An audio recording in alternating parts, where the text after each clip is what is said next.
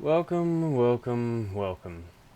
Welcome, everybody, to the Will-O-Wisp Woods once again. So, if you've never been here before, I apologize that you've gotten lost with the Will-O-Wisps this time. If you have been here before, welcome back. We're glad that you decided to stick around the campfire. But,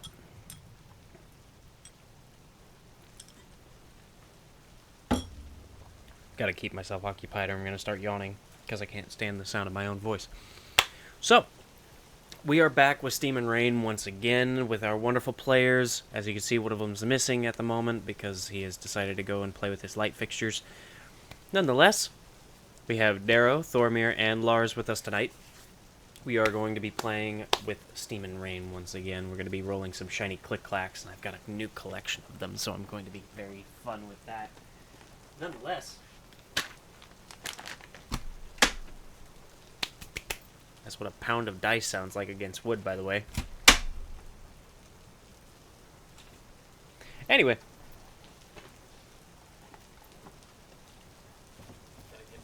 Gotta get my rolling thing. Is this your first stream since you got the sword?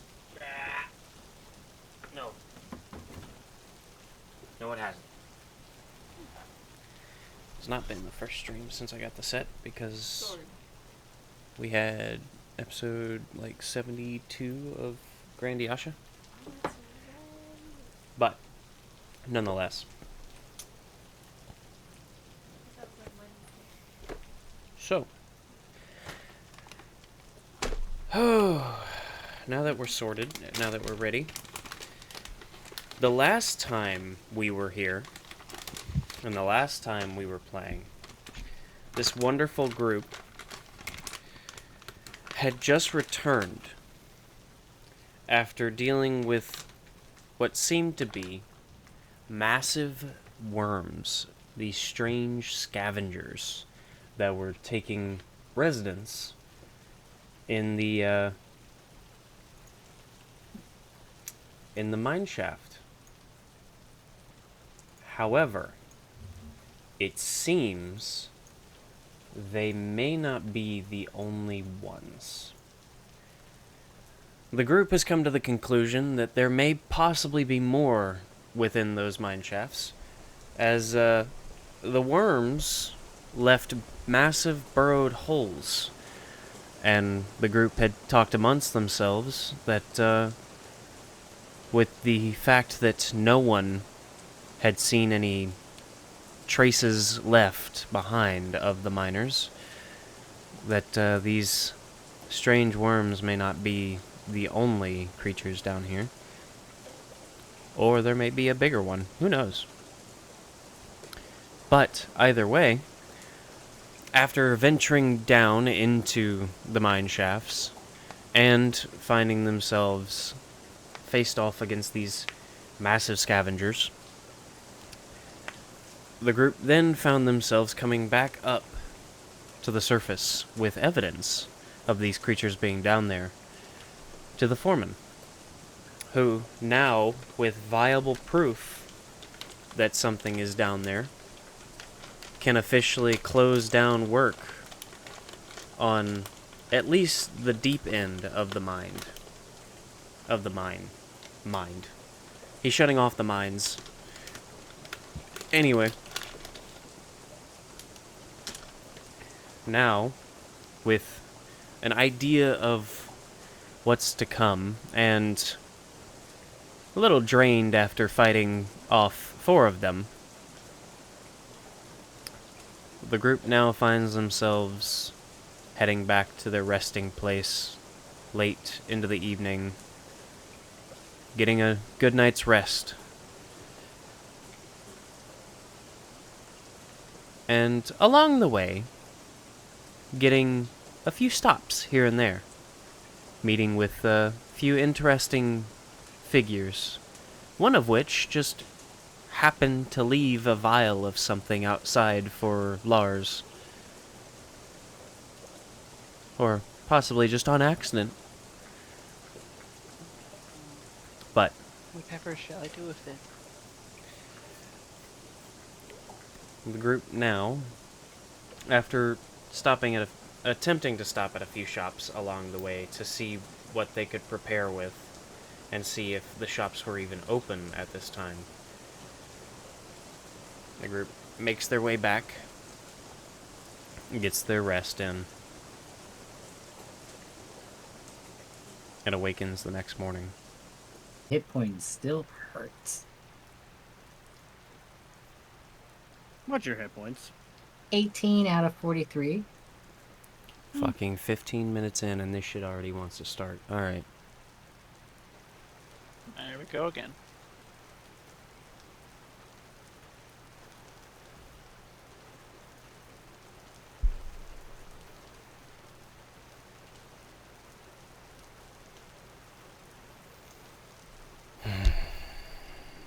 Okay.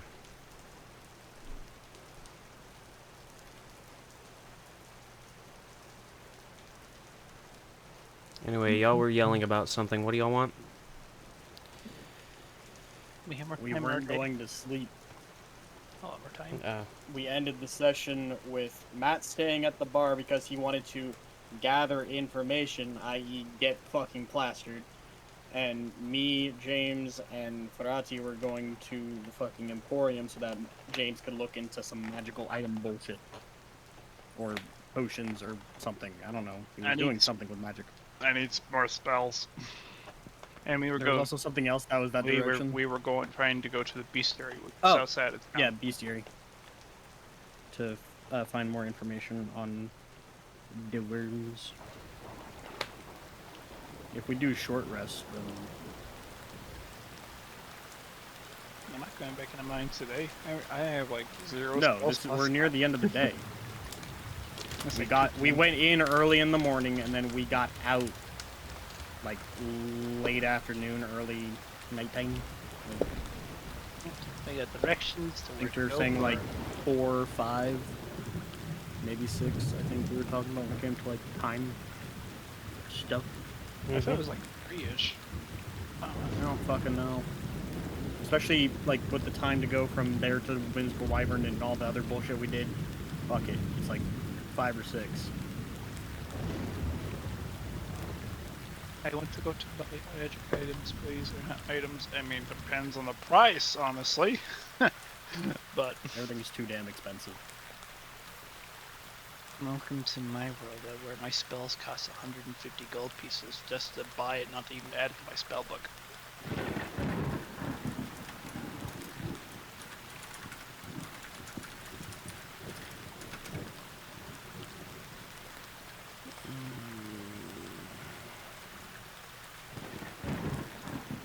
Now you guys can look at my level.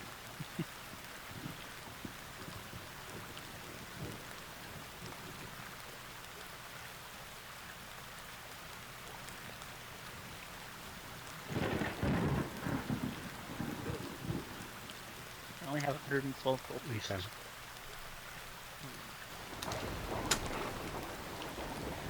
So,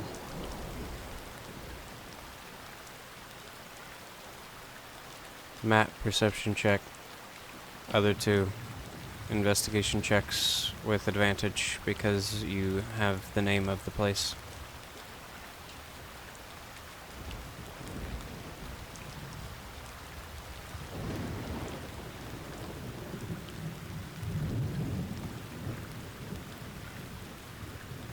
A 2. But with just my normal perception, I have a 10. I rolled pretty bad, 15. 17. 15's bad? Yeah, I got an 8. I have a +7. I rolled 13 and have a +4 on investigation, so... I'm good at Emporium wisdom is and before the intelligence. bestiary, that's why I'm going with you. Okay. So,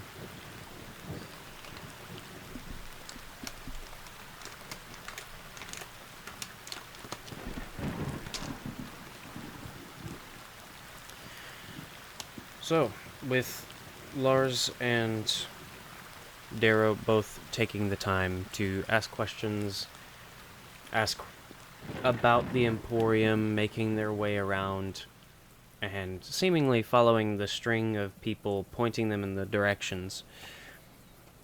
It doesn't take long to find themselves walking along one of the streets, and with help from directions of the Whimsical Wyvern's Tavern Keep, the wonderful tiefling that the group had met as they were in there,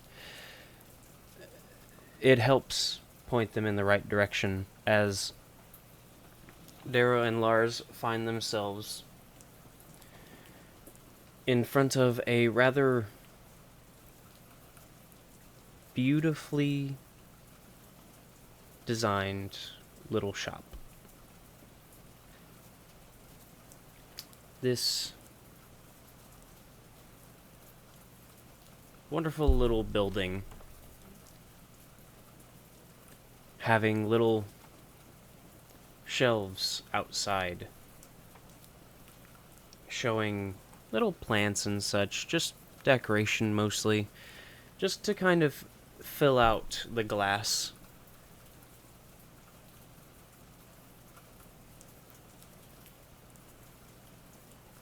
Through the leaves on the inside, there is a glow of light that beckons passerbys in.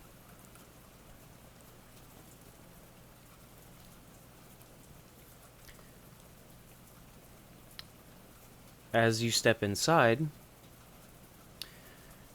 you're surrounded by an ethereal glow that emanates from crystals suspended in midair, illuminating the shelves that are lined with strange artifacts of magic and mystery. The air is thick with the scent of aged tomes and potent potions, and a faint humming resonates through the room with a melodic blend of magic pulsing through every object within.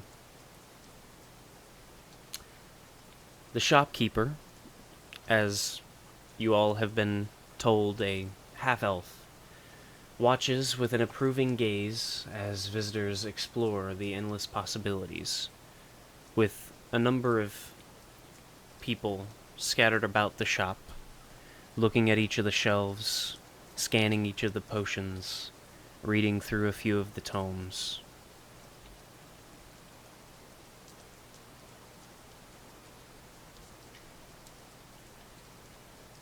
This beautiful place is sprawling with magic.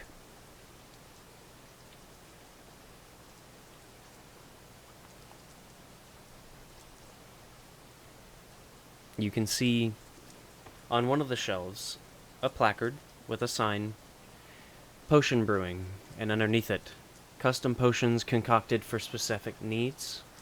Prices start at 50 gold pieces, 3 to 7 days preparation, and requires rare ingredients. What was the start of that? I caught everything else besides the 50 cost. gold is when it starts. The prices start at 50 gold. Potion, you see a placard with a piece of paper pasted to it against the end of one of the shelves, and it just reads Potion Brewing. Custom potions concocted for specific needs. Prices start at 50 gold pieces with 3 to 7 days preparation and requires rare ingredients.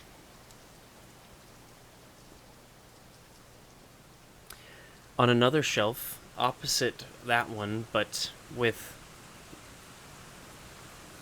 even spacing, as in the middle is this wider aisle that leads straight towards the back of the shop, where a counter sits. This half-elf sitting behind it as she smiles and kind of watches each of the patrons looking over a few of the pieces and reading a few of the tome covers.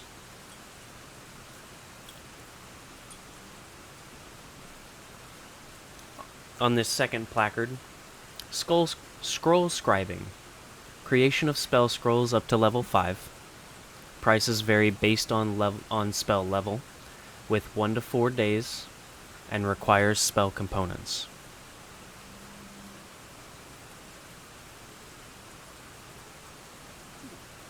Oh wait, so I pay for both the spells to inscribe it in and the spell costs that comes with it? You bring the items to the person does the brewing and everything for you so they don't fuck it, or so you don't fuck it up. I'm just kind of transcribing into my own words. Thank you very much.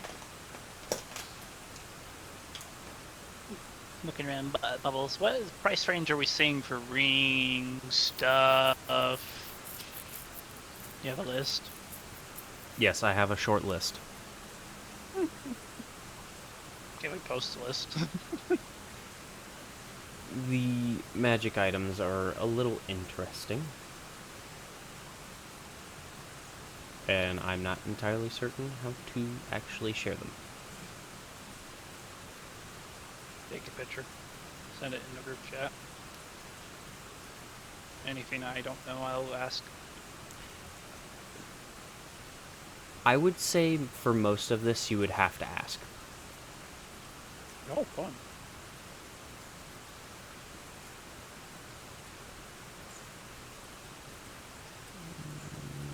Don't get distracted by the magic items. well, Don't get distracted by the You magic have items. Thunderwave, don't you? No. Or you've had the option to learn Thunderwave, right? Yeah. Okay, so you would know that there is a spell scroll inscribed with Thunderwave. Yeah. Just said some. Hi. Hello. Yes, down here. What level is that spell? Thunderwave level 1. No, not that one. Second level. Okay, you would know that one as well. You do see a Levitate spell scroll as well as you pass. I already have that. Mm-hmm. And He's just looking. Can I see your spell scroll selection, please? you wouldn't know that one. There are 2 spell scrolls that you have no idea what the magic is, actually. Oh. That's always fun. You have the Levitate and Thunderwave spells, and then there are 2 other spell scrolls that are for sale. However, you have no knowledge of what the spells are, as they are either not of your practice or too confusing. I see those two. What are these 2 spell scrolls? They look so fascinating. And, color me intrigued, and I'm curious what spells they are.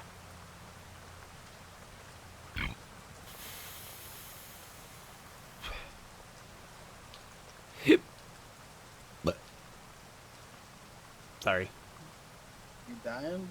No, my body went to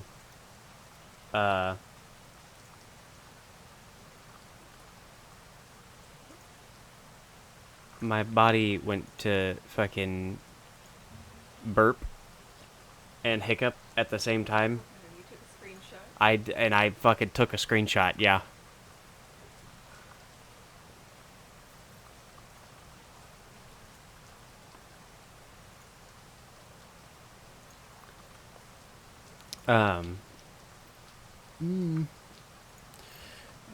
Seven half elf.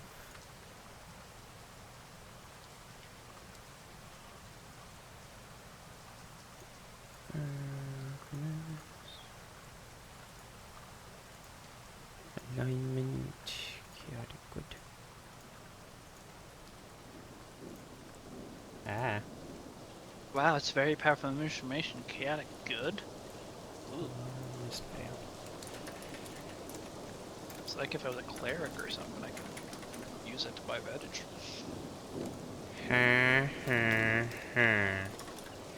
I hope that happened.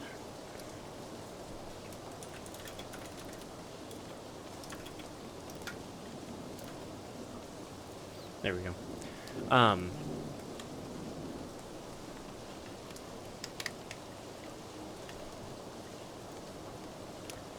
This mysterious but enchanting half-elf stands from her seat behind the counter and smiles down to you, then kind of looks behind her over her shoulder at the two scrolls. Well, that's pretty high level magic for that one. Are you sure? I can always. I don't have to sell it to me. I'm just curious what the smell is. Well, that one's teleportation circle. Oh! Oh!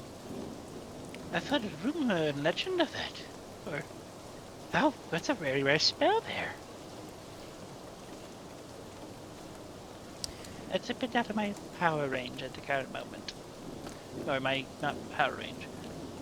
Gotta make this into actual terms for roleplay. That is out of my reach at the current moment. That's a lot of... What does that other one do? I like this.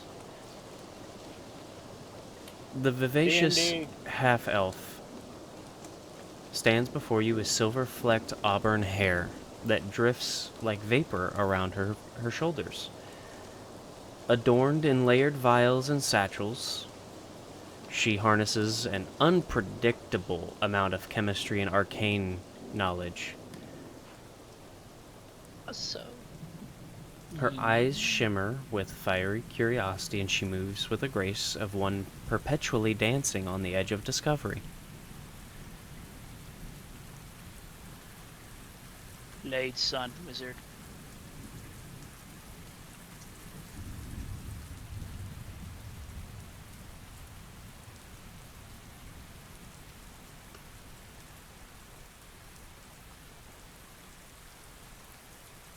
So.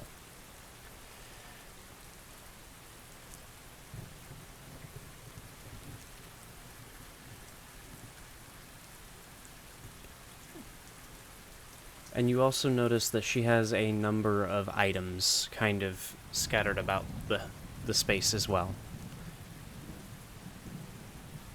But Also, I'm curious how much you would take this for. It's my own make. Here's my license. Puts a little selling license, everything. Practitioner. He's gonna throw the greater healing potion on the table. Okay. He knows the gold value of 150 for the work, And you said you're handing it to her to look at, basically? look at Value and at the my price. license and the license an next idea. to it. Alrighty. You get the unicorn dice. Yay! Give me that powder. Let's see. Her investigation. Nice. I like this dice. She grabs the bottle carefully and she looks it over. She kind of slowly spins it so that she can see how the liquid reacts. She then takes it and she very carefully sets it back down. Gets down to where she's eye level with the potion itself, and she watches. You see this curiosity in her eyes as she watches almost every drop. Mama looks great. Thank you. They went to a party earlier. Oh, of course, fun. very nice. Matt, Will, and Jim. Hey, all. but I'm a druid with a 22 charisma. fair enough. And, let's see, I think I had an 18 strength. She's not lying. This was her character. We've talked about this. Yeah. 22 intelligence. I had to wear a mask. Because my girl was way too pretty. So isn't this the one that was not? So, she watches, it's almost like she watches each individual drop as it swirls in the bottle. Before she then stands up and she looks to you and smiles.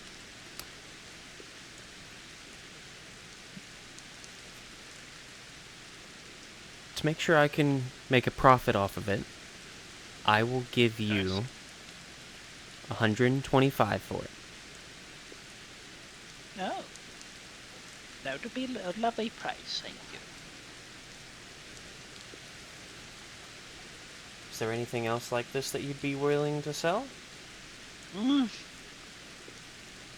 I have a split out amongst my companions, but I do orders myself. But not at the moment, no.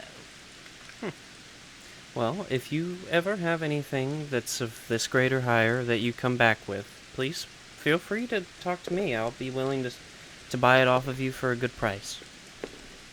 You takes his license back, takes the coin. I don't like this digital dice anymore. It's fucking me over. Get Yes. fucked, bitch ass. His coin at 125. Drop that. I might be actually able to move a spell into my book now. Yes, but can I see what is that other scroll?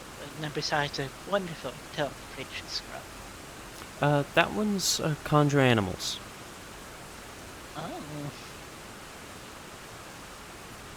Is that part of the wizard spell list? No. That's why you have no idea what that spell actually does. I'm now even more surprised. That's a really weird spell. It's a druid and ranger spell.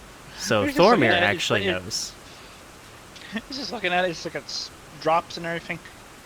I made this. Not to my It's practice. Thank you. natural magic. It's known to conjure up animals or spirits in the form of animals. Usually used by those that practice magic of the natural variety rather than our arcane magic.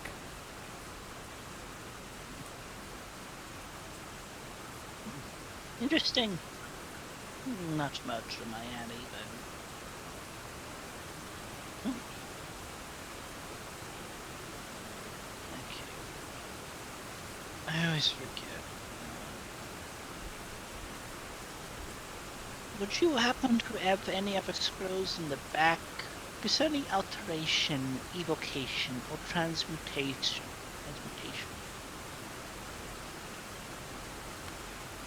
At the moment, I don't. I've been working really hard on trying to get the teleportation circle done. Oh, you made that. Good for you.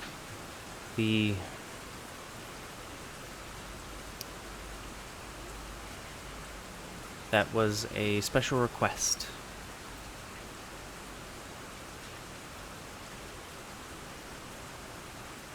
Which sadly looks like the deal faltered.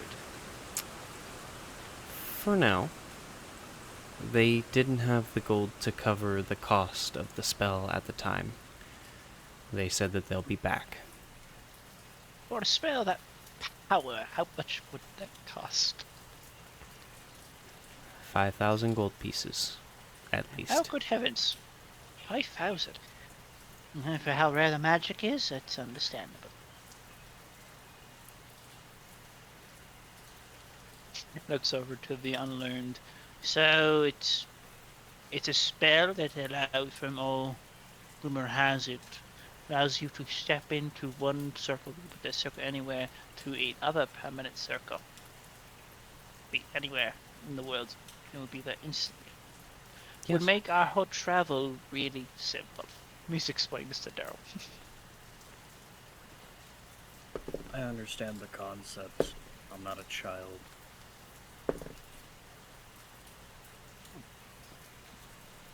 Looks around. Well, I already have the levitation spell of me. Uh, looks to the thunder wave. How much for the light? How much for the thunder wave? That one's 100 gold pieces. Oh, pretty steep. At least 25 gold pieces, but same time you have a monopoly out here, by the looks of it. How much do you have? Do you have any fun, interesting items? Well, that depends. What are you wanting to spend, or is there something specific you're looking for? I have a very limited budget currently, Many do. but I'm looking at 200 gold pieces, which is, I know, a very small amount when it comes to our business, but I can only make so many potions before they get used by others.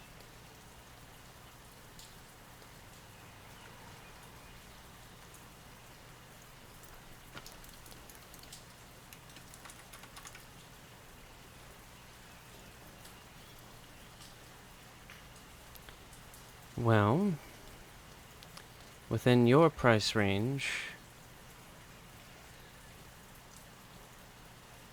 I have, and she taps her chin for a moment as she thinks, and then she begins wandering the store, and she comes back with 1, 2, nope, 3, 4. She comes back with 4 items. And she sets them in front of her. Darrow, Ferrati, and Larz watch as an amulet made of intertwined silver threads that seem to move like a gentle breeze is set on the counter. A simple-looking candle is set in front of you both, with the counter as its base. A perfectly round crystal orb filled with swirling mists is set in front of you on a small holder. And a beautifully crafted lyre inlaid with runes that hum softly when strummed, as the lyre vibrates and the strings shimmer and shake, causing a little bit of sound, which causes these runes to glow ever so slightly and hum. Looks at the lyre. I presume that is for the inspiring parts of our side, which I do not have any practice with, nor do I think any of my companions as well. It's What do for they have for anyone that wishes to use it, actually. What? Seriously? For 160 gold pieces, this sylvan stringed lyre allows you to charm someone once a day. Well, once per rest that you take. So player information, it allows you to cast Charm Person once per long rest, and grants proficiency in performance. Oh, that's really good, actually. Requires attunement, obviously. Mm-hmm. What are the other things? She then explains each of the items, and it makes more sense DM to player, of course. The orb. Once per day, you can cast divination without components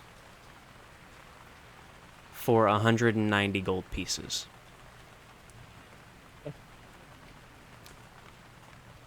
The candle for 200 gold pieces is called the Chronomancer's Candle.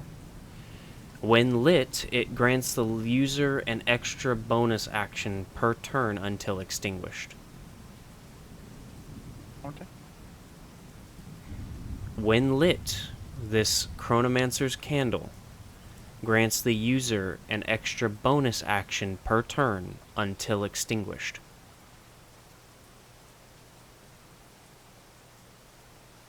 How many uses does it have?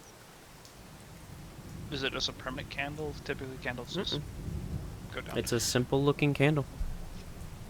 It's pretty good. I don't really have any done sections, so. And then the Sylph's Whisper Amulet. It grants advantage on Charisma Persuasion checks and allows casting Speak with Animals at will. You had to stay at the bar. For 180 gold pieces.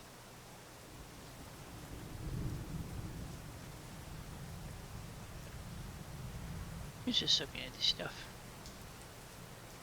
Ugh. I'm trying not to listen as much because I'm not really there with y'all, so I'm trying to act like I'm really just trying These, not to each be one of there. these items would be for free, Matt. What's the candle? Is it what is it the gem that gives divination once a day? It's the orb. The orb? For 190 gold It's pieces. an orb of divination. Perfect. I'm gonna drop 190 on that. Okay. Into the old place. He says heads up on the code. I have 100, or I have 25 fucking gold, and this little shit's throwing around all the money in the world. I don't know how much fucking gold this guy Lars has. It's honestly a little scary. Yeah, and then paying for your rooms. You guys are welcome. Let's see if this one is already created. I'm down to 47 gold. No, it's not. Homebrew Creations. So, you now have, once I create it, of course, which I'll let you know when I've created it, you can add the Yep. Oracle's Eye to your extra items for the moment. Perfect. I just wrote note as of get to cast divination once per day. Mm-hmm. Requires attunement? No.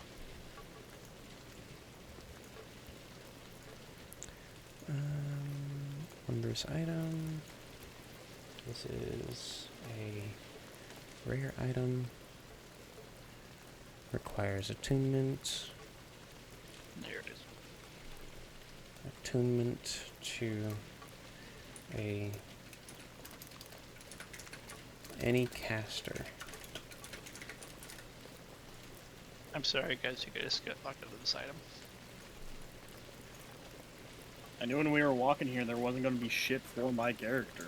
Like, Oh, there's I don't- plenty of stuff in this place that we can't afford that. I have 25 gold. There's not going to be shit in an emporium that's worth 25 gold. However, there Magic are caliber. two other items that kind of hum with magic.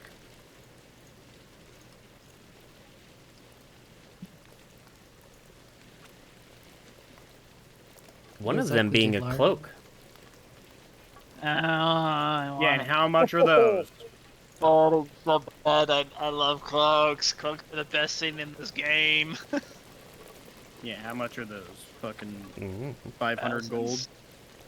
Thousands. 500 is unreasonable. 500 At least for right now. 500 is the maximum uncommon items go to price. The bare minimum for rare items typically go to 500 to 2,500.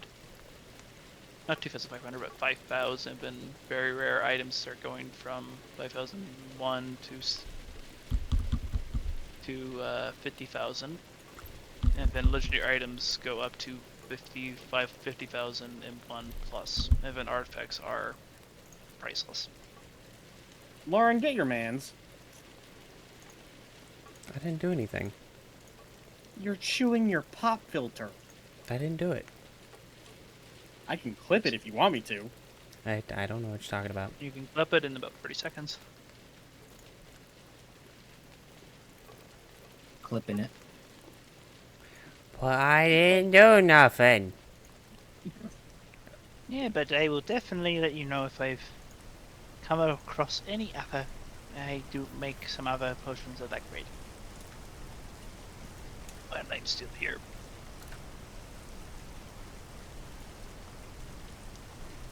What's that fucking chat? Modifier. There it is. Modifier type.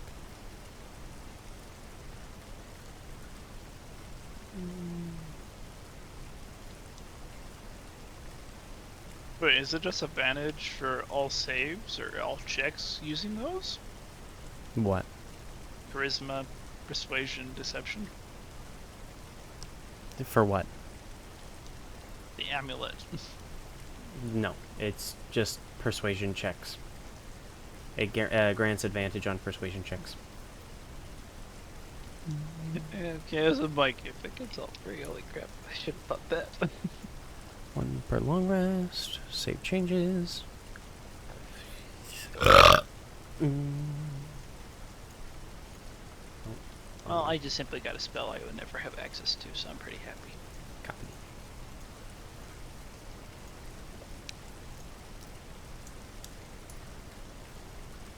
Unless I was a divination wizard.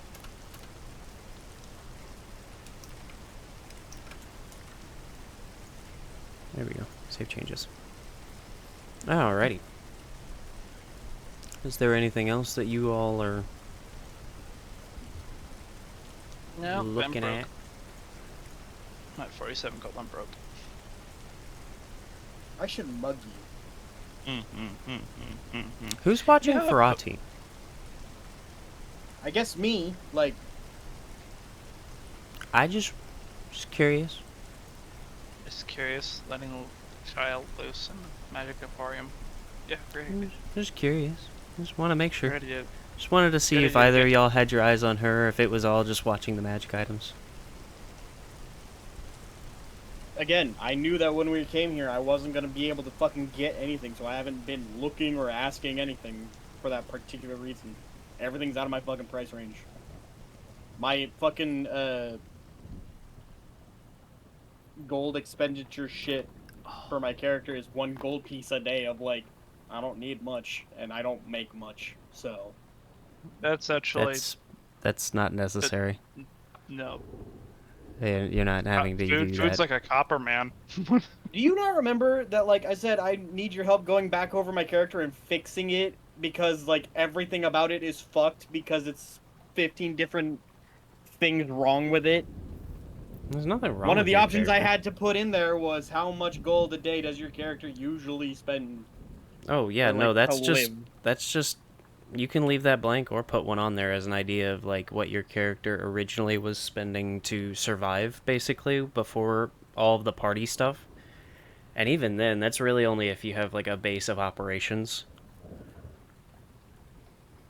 And then it goes into managing the house, managing the cost for taxes, and Yeah, managing payments. And it's annoying. I don't deal with all of that unless y'all actually like find yourself a space to set up. And even then, that's usually handled by somebody because y'all have done something great enough for the city that they're like, here, have a keep. it'll be done in 2 years. They're huge and take a long time. Thank you for this. This is a wonderful item. Out of curiosity, what is that magnificent cloak? I know I cannot afford it, but I'm always curious. She looks to the cloak, woven from what looks to be the fabric of a collapsed star, giving it this strange, swirling, cosmic appearance. Oh, it's my favorite item in the game. Oh, will I? It's called the Nebula Cloak. For 230 gold pieces, it boosts your armor a little bit, and it gives you advantage on sneaking around at night. 230 gold pieces? And for player to DM information, it provides a +1 to AC and advantage on stealth checks in darkness. It just looks up. Can I, Did I return this and put more toward that? That would be all of your gold. Yes. You're not even a stealth-based character. You do realize what a +1 AC does to me. Makes it so slightly harder. Ah, yes. Instead of being guarded by one piece of paper, he's now guarded by 2 pieces of paper. Except for one of those pieces of paper is a fucking sticky note. Exactly. Exactly, I need it. Huh? I'm like, Are you sure? Because the Oracle is a pretty good item. I need to roll. Are you rolling yes or no? I rolled yes or no. He's like, yeah, you're right. Oh my goodness. We need to make so much more gold. I want to buy everything here. It's lovely. Oh. So you're not buying the cloak? Yes, I'm going to buy the cloak. You're gonna buy the cloak. It's more divination.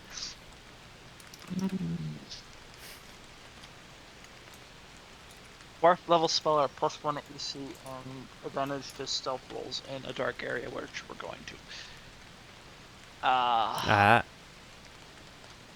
Advantage on stealth checks in darkness. One of you can't see in the dark, which means you would have to light up the area. So keep that in mind. Yeah, right. That's a very good point. Never mind. I'm gonna roll another dice. He's gonna keep the. X-Men is fucking just.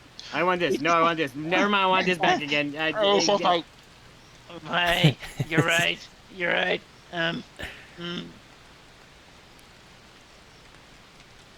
What do you want, buddy? I'll be back. I'll be back. Takes takes a note. I'll be back. Oh boy.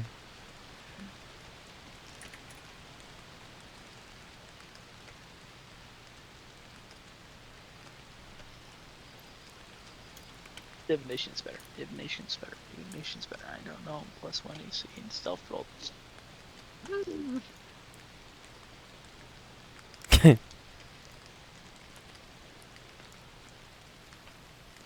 Character-wise, my character is. Oh no. This I need a gold. I need a gold. You have this man in existential crisis. We need more money.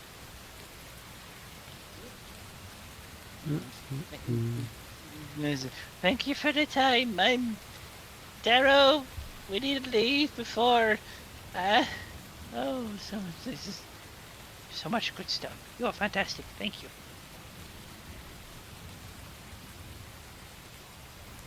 I need to make more potions.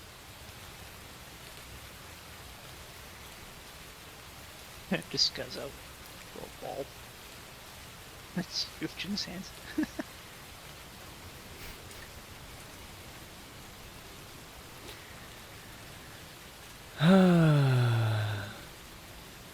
I'm gonna start doing this thing. Okay.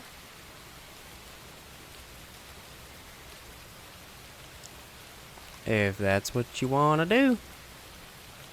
I can't wait for the scene to be cursed. That's great. Ladies selling cursed items, so wonder they're so You cheap. all are you really think that I would curse something like that? Yes, you would. Without hesitation. Okay. Before we get to the bestiary, Thormir, Yes. I want you to roll a d6 for me.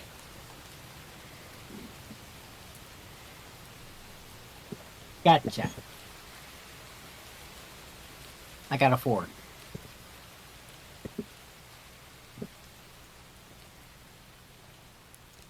Okay. You got a 4. You are 4 large tankards in. I guess I have all this stuff. 4 large tankers in. Like, 4 large tankards in. could you explain what that? Are you trying to say I'm drinking a shit ton right now? You have a lot of alcohol in your system, and the paying attention thing, you rolled pretty low on the actual listening in to other people's conversations.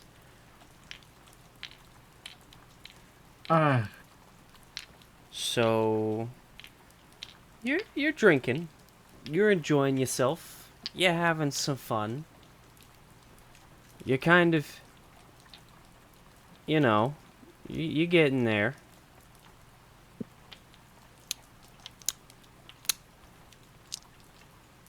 Wonderful.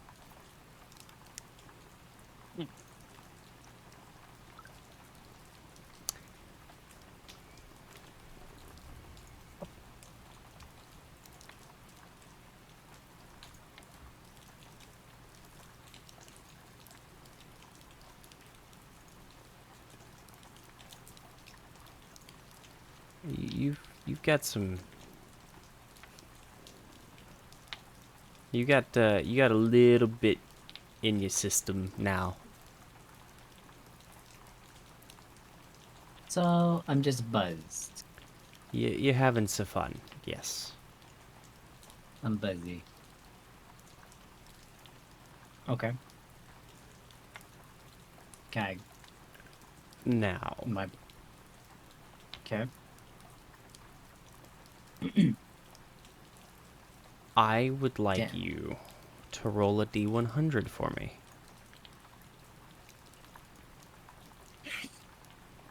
Okay. Little bit regretting my decision.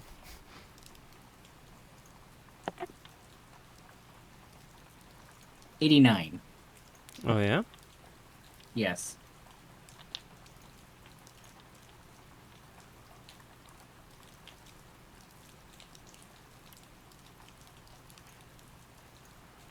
Okay.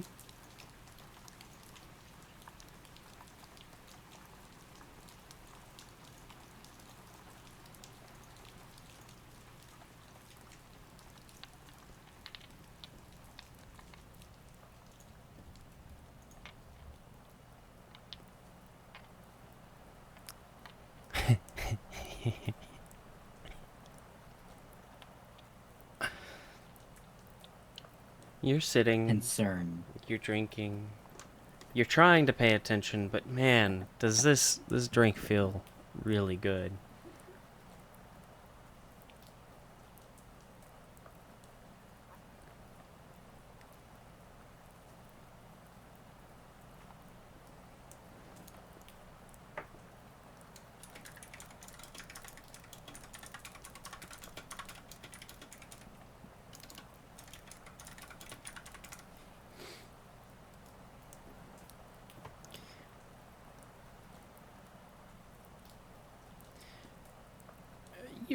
You're enjoying yourself. There's music playing. People enjoying themselves.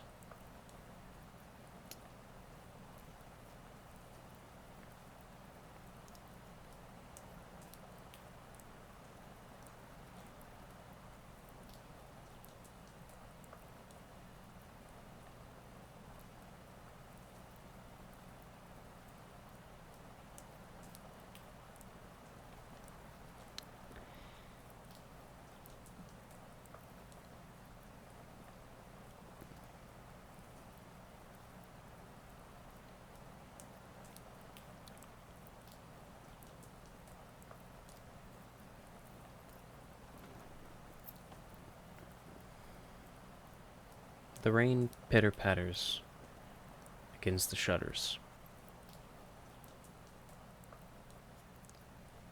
This warm and inviting space as music plays and thrums against your earbuds, or your eardrums.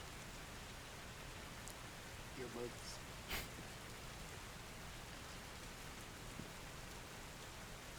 You nurse your drinks as you enjoy the buzz that you're finally getting. You enjoy this thrumming in your head.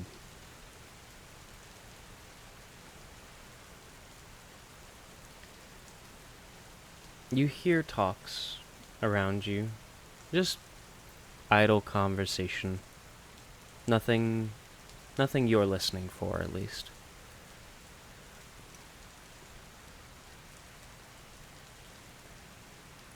Nothing you're supposed to listen for, at least.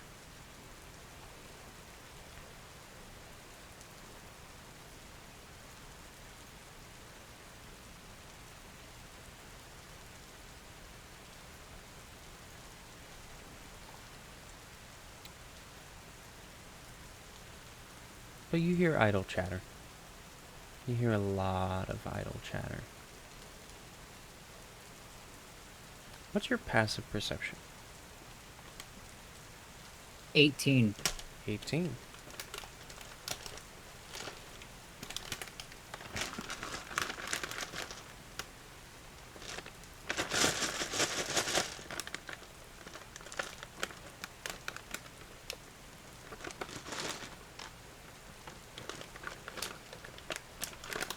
I'm gonna get a new dice.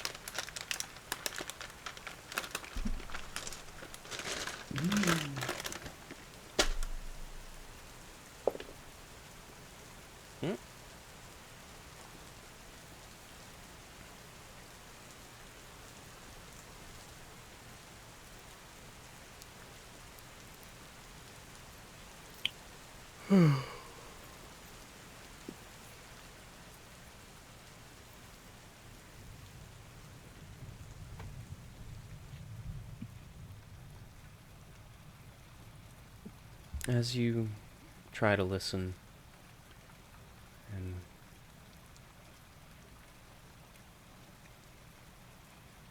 as you try to pay attention to these idle chatters, trying to find anyone that has any information,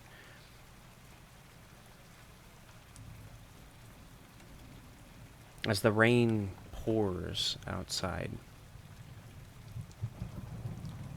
you start to drift slightly. You're listening to everything.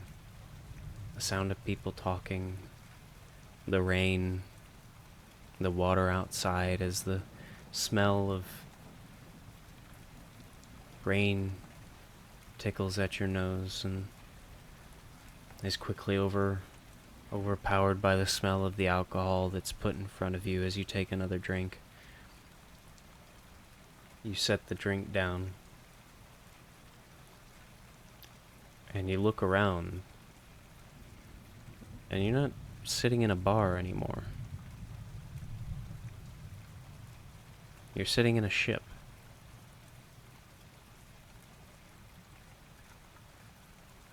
The sound of the shutters as they swing back and forth and creak. You feel the area around you shifting side to side. The sound of wood creaking against the ocean as the sound of water splashes and crashes against the walls.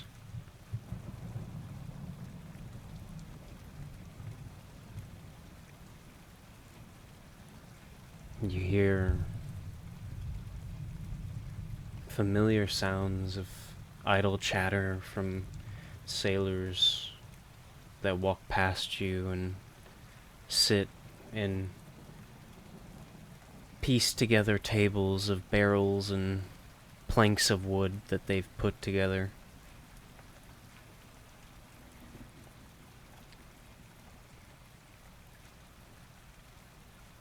And as thunder cracks outside,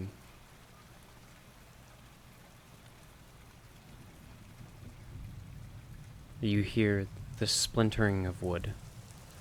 And as the thunder rolls shortly after, you hear not thunder, but this massive roar.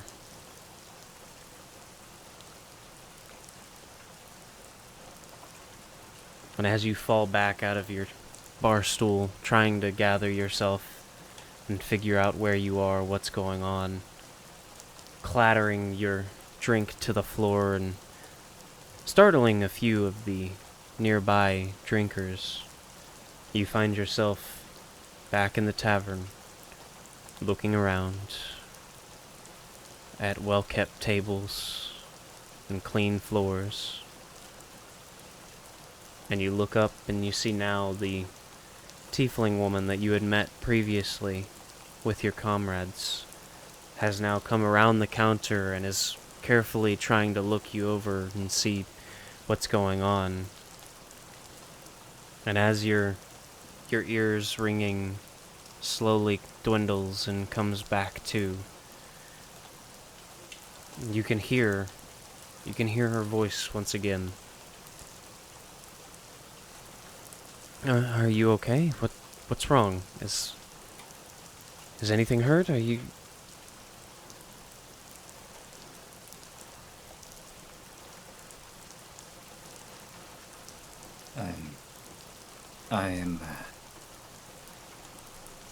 I unfortunately drank a little bit too much for myself, and I drifted off to a point in my life I don't want to come back. Nor remember. I do apologize for the mess. You know, as much as I like to stay here, I feel like I've overstayed my welcome, and I'll pay for the damages. There's no damages, you're fine. We're more worried about you falling over is all. I just didn't know if you were getting sick or anything like that. If there's anything you need, feel free to ask. If anything, probably a drink of water. Of course, hold on. And she runs off and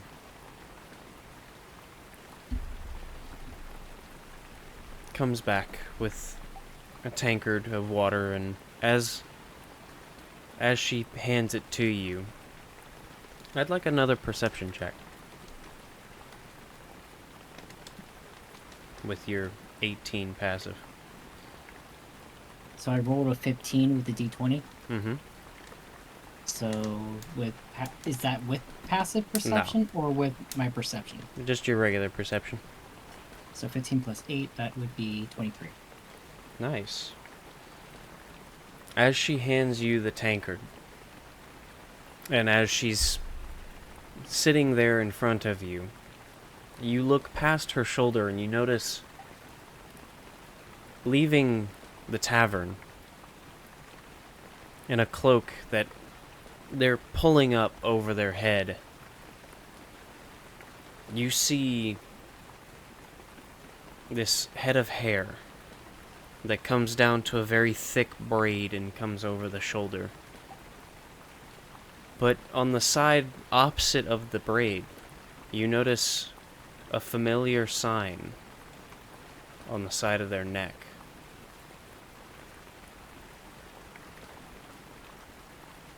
A very familiar sign burned into their skin. And they disappear into the storm as the doors close behind them and the hood goes up.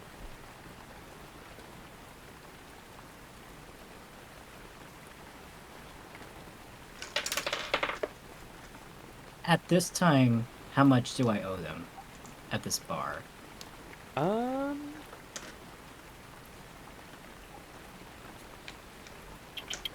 I would say no more than maybe a gold.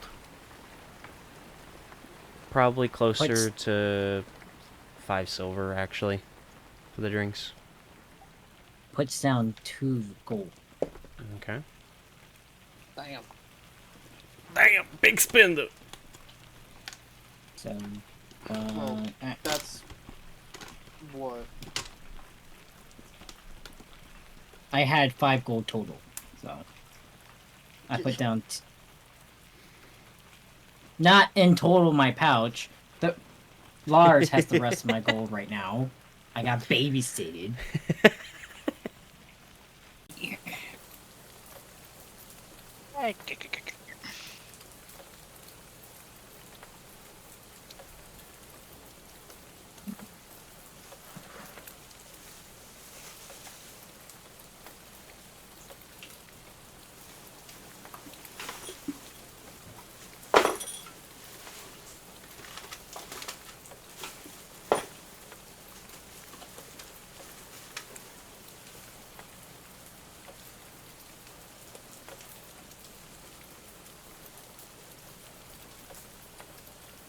You good to connect now? You done?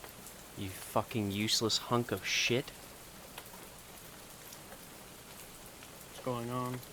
It's the same thing every fucking time. The internet decides it wants to act up. Every fucking time. I don't understand.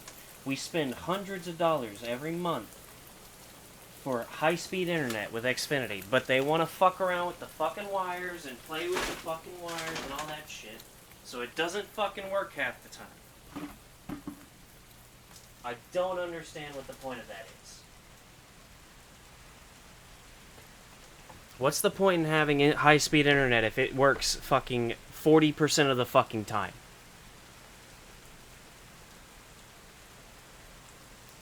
I can understand that.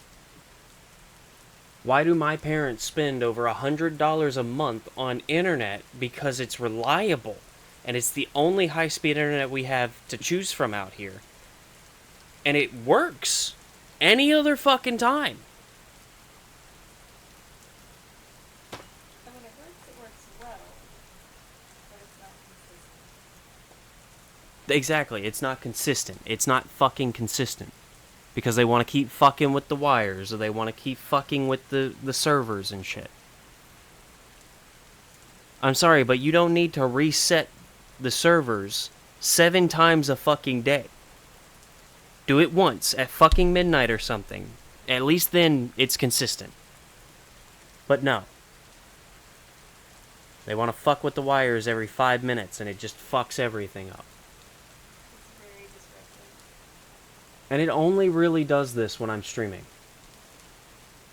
Don't get me wrong, it's done it other times. Oh yeah. It's done it plenty other times, but when I'm streaming, it just decides it wants to fuck up over and over again. God. It's so fucking annoying. Hello. That looks like a feast. Anyway, I knew it disconnected. I watched it. I knew it was happening. It was just as Thormir was talking about what he's wanting to say to the tiefling. Yeah. Just let me know when I'm good to continue. You're good. Well, as Thormir is telling the tiefling, he puts down 2 gold pieces onto the counter, saying, I hope this covers everything I drink for, and I appreciate the water. Please give it to someone else who may seem to need it. I myself have to get going now, as he starts going away. To follow that individual. Go on ahead and make a perception check. Perception. I got a 12 plus 8, so 20.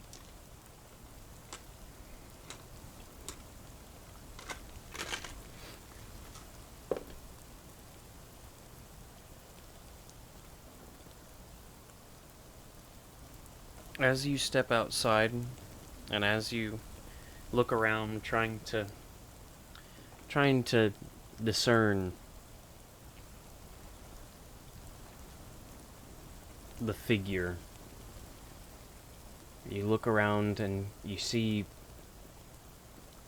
people walking the streets, passing by.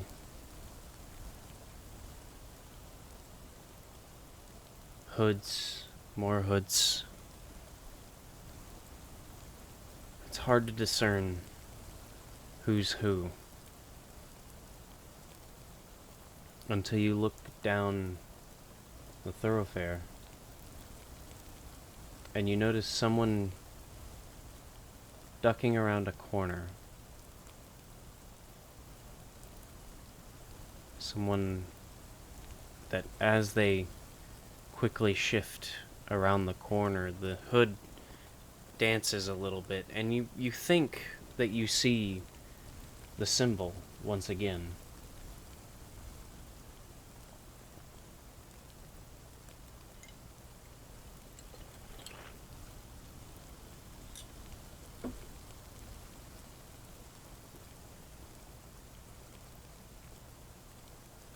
Thormir goes to try to tail him.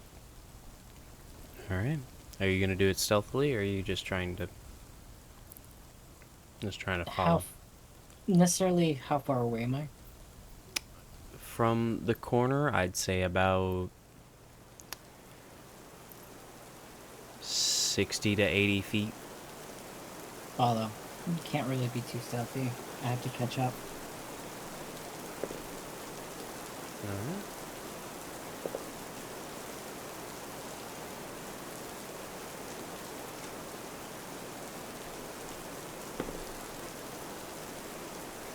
So, as you're following behind, trying to catch up, trying to find this figure once again, you make your way through the passerbys and you make your way through the people walking about the street.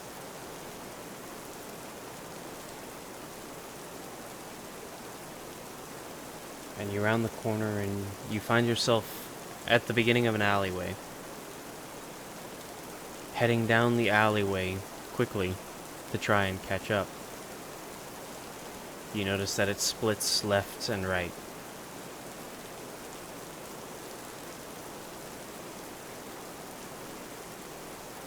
Which way does Thormir choose?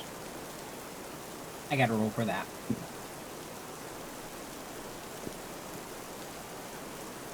Higher lows.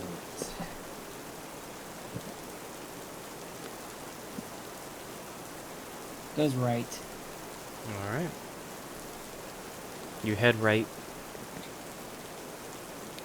And you quickly make your way down that alley. And you notice that it makes a quick and abrupt left turn. You make your way down the left turn. You see that it splits once again. Which way are you going, left or right?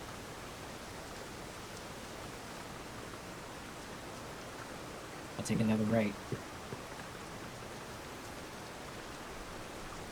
You turn right and you find yourself running forward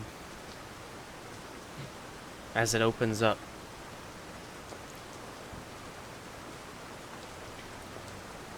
And you notice that it's now a small back alley interspace between a few of the buildings. You've got a path directly across from you, a path to the right and a path to the left. Which way does Thormir choose? There's 3 ways to go. Mm-hmm. I gotta get a bigger dice for this one. Wait.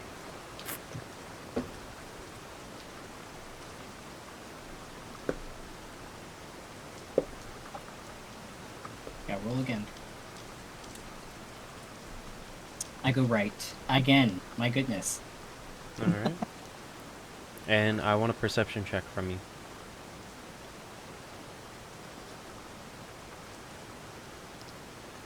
9 plus 8.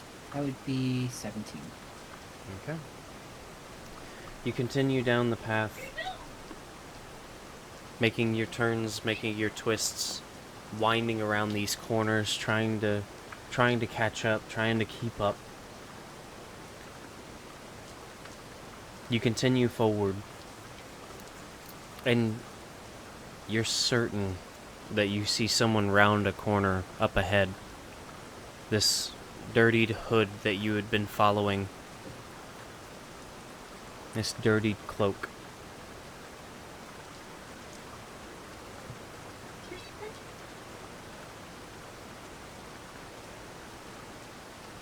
I assume Thormir follows. Yes, keeps Yeah. following. Thormir follows. Thormir continues forward.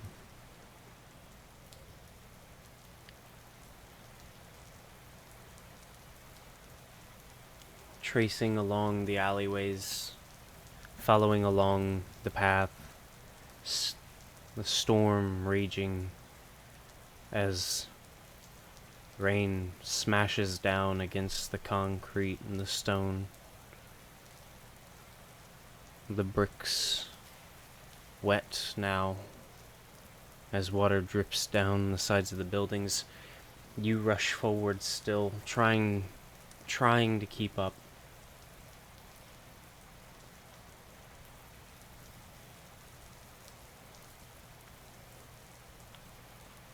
Until you come to a space in between a number of the buildings. This small clearing, basically, with a pathway of stone around what looks to be a green mound of grass. A few benches line the buildings. This stone path wrapping around just inside the building walls. Or the walls of the buildings. And in the center of this grass mound, a tree.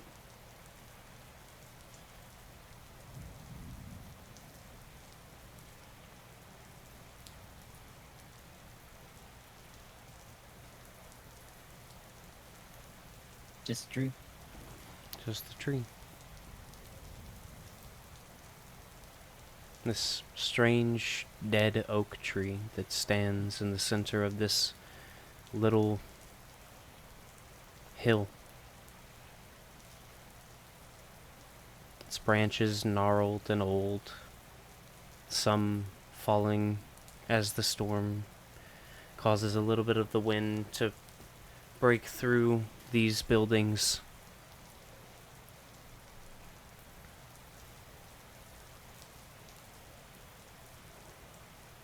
Thormir chooses to just investigate the area.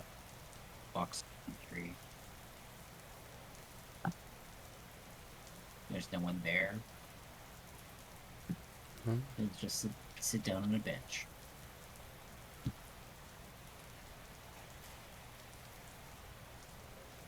Is at that point, campfire.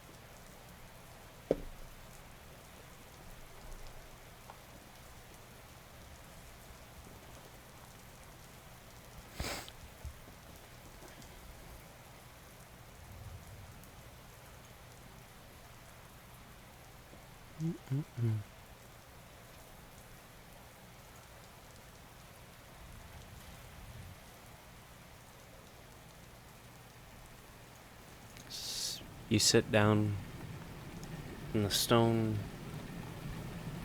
The stone bench is cold and wet. And you watch this tree shake in the wind.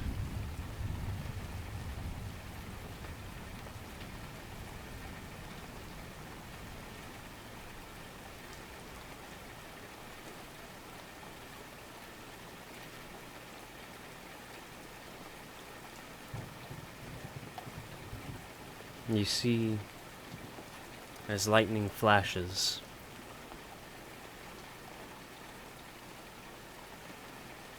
in that blinding moment,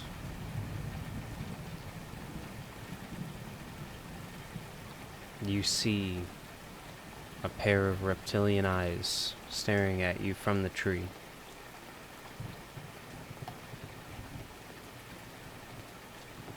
That fade very quickly. But another strike of lightning cracks and booms. And you watch as, in this blinding light, they appear closer.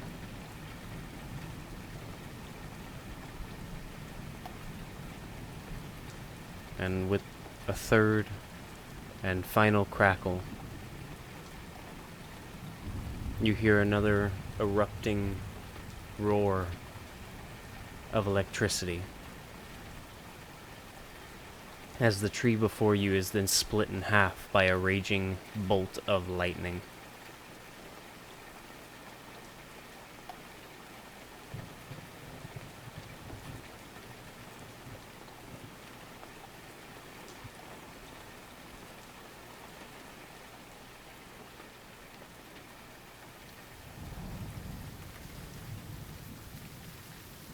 The wind picks up. The rain thickens. And you watch as this now split in half oak tree leans one part off to the side, broken, as fire crackles from the center. And the other half just stands, burning. And as you sit there on this cold, wet stone,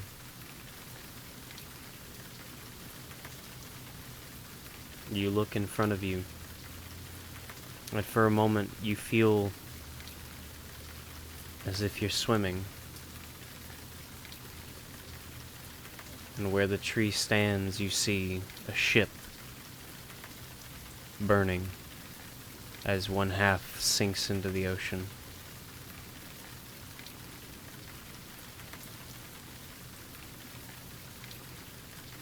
Before another lightning crack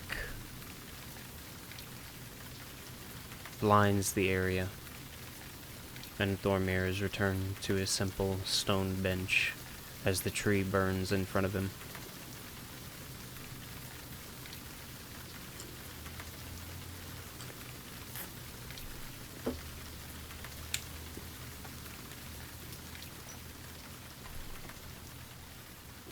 Thormir takes off his hood and lets the rain just hit his head as he just grabs, like, iron part, like, very strongly onto his pendant. And it's just like, what? Just speaks to himself as, what in the whole names? May I be haunted? What is going on? Did I drink too much? Or does my past just wants to be reawakened into me lately?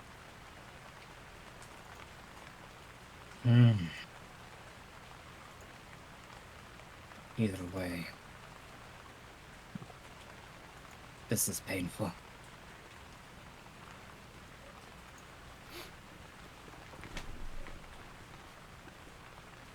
He just sits on that tree, that stone, and just watches the tree burn until he can get some sense of self. Okay.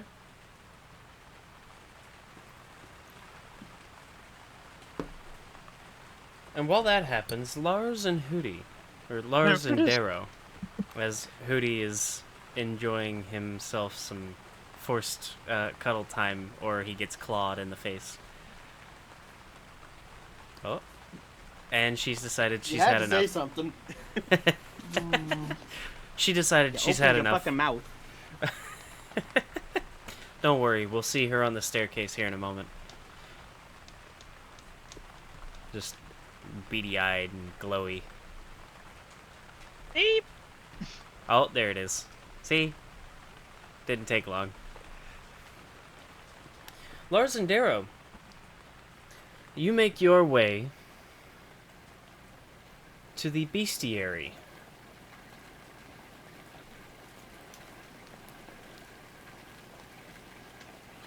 Beat. And with the directions you were told, it's very easy to make your way there, as they actually gave you a place of where it is. Outside the city, or at least outside the city walls, to the northeast, along the barrier.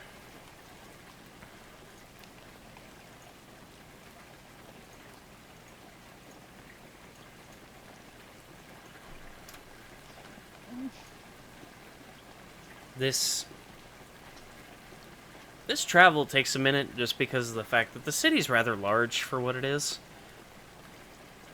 And as you reach the castle gates of the northern it's not an end, hour long ride. it's a pretty good distance. An hour walk. It's a pretty good distance. We're in a city. That doesn't mean that it's a small city.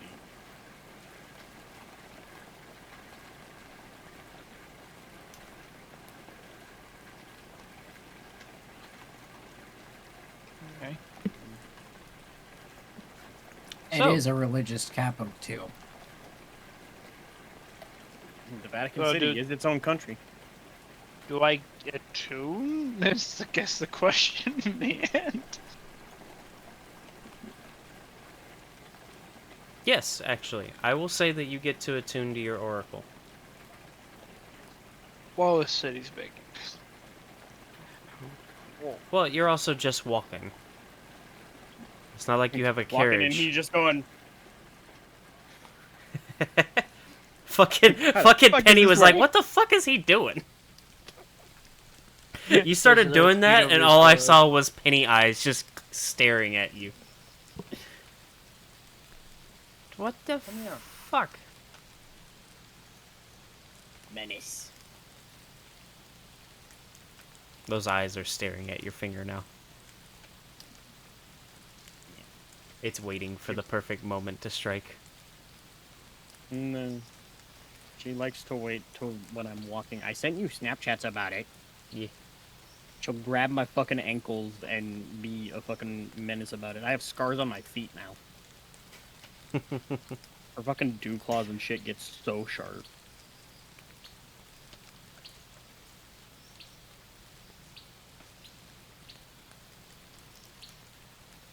Yeah, we're just going to be stirry. Mm-hmm.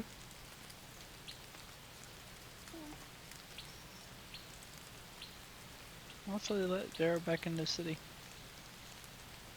How many times are you gonna sit there and worry about something that isn't a problem? There you go. That'll work. Because it is a problem.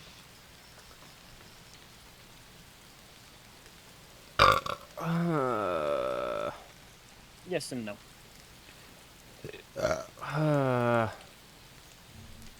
We did take a short rest, right?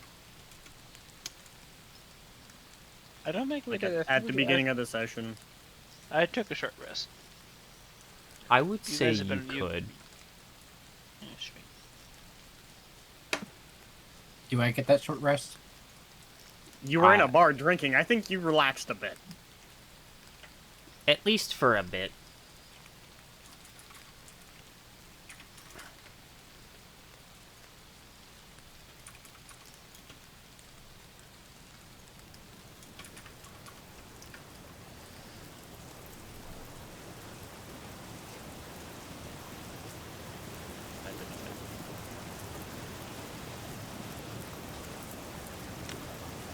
Anyway.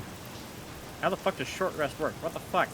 So short rest is basically for you, you get back, I think, your action surge, and you can choose how many dice you want to roll to get back health based on your level. And Yeah, then that's fine. keep in mind, whenever you roll a dice, you add your con modifier to that. So every dice you roll, you add your con modifier. For your class, I think yours is a D8, D10. 10. D10. So you roll a D10 and you add your con mod. If you roll multiple D10, you add your con mod for every D10 you roll. Does he also get second mod. wind back? Is that my +4 or is that my fucking Your +4. saving throw? So, like, a D10 plus 4, or if you roll, like, 3D10, it'll be 3D10 plus 12. Math.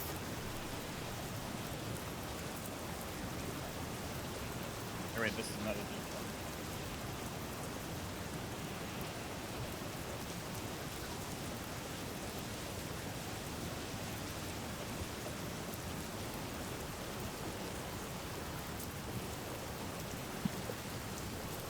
Where is the con?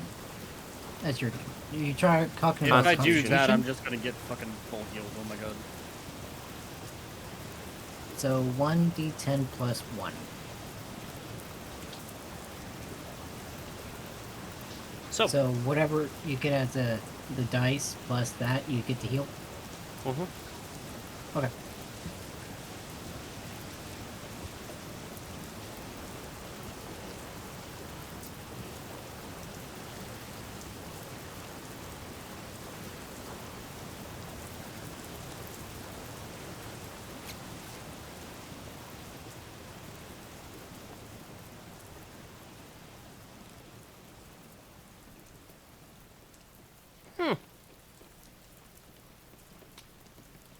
What?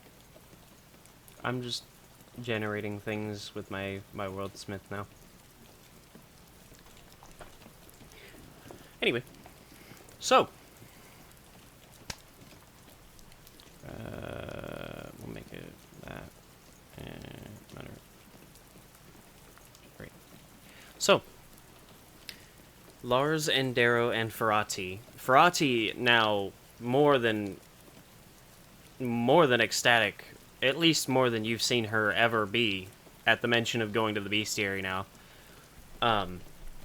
You all make your way there as Larz is trying to study the orb, and you watch as he focuses, and sometimes he focuses a little too hard, and Darrow has to do the thing where he grabs him by the cloak and just gently pulls him to the side back where he's supposed to be so he doesn't every bump into now and random then people. I'm gonna like yank his ass over and be like, fucking you're drifting. The orb was like a ceremony, like.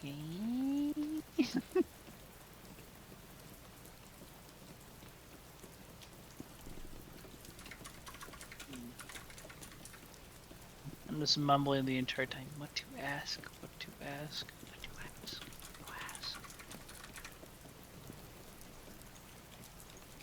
So, you've traveled the city as you pass by people and people pass by you, trying to find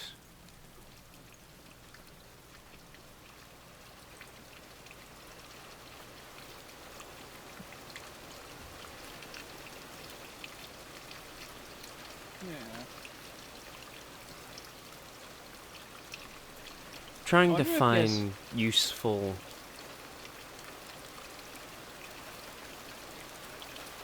information as you pass by.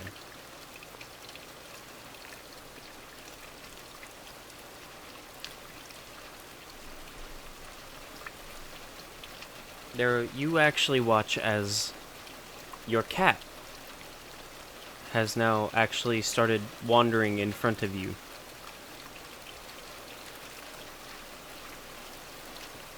Makes it a little difficult to walk every now and then as she seems to slow down to get like right in front of you.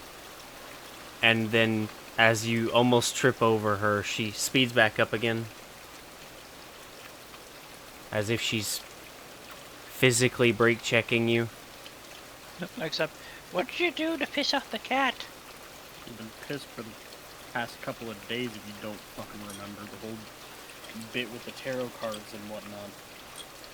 I don't understand it. This is our fault. Yeah, well, she doesn't see it that way.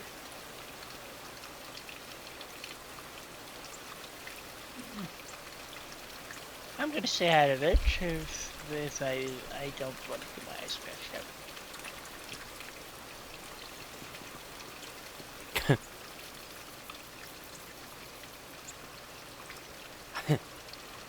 The cat looks over at Lars ever so slowly.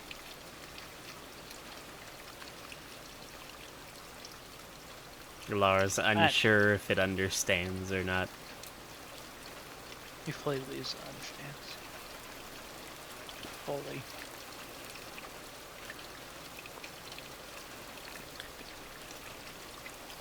You reach the massive stone walls of the city. This city basically pretty well defended on all sides. As you get to a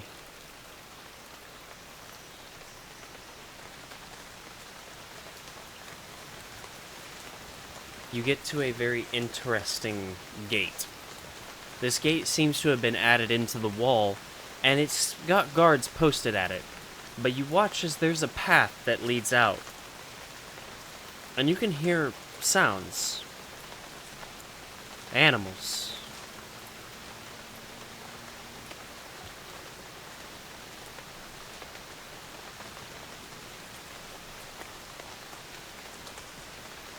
As you step out, the guards kind of glancing at both of you and Ferrati, but seemingly ignoring you as they're more worried about whatever the noises are coming from. This path that you follow just along the outside of the city gates and alongside that massive sheer cliff face of the stone wall that has jutted from the natural environment.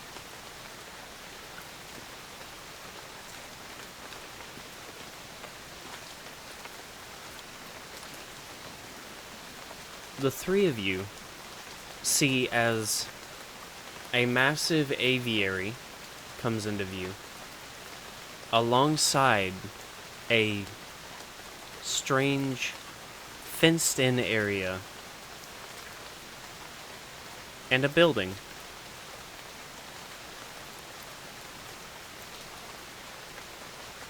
As you get closer, you notice the aviary is a bit strangely empty, but it's large.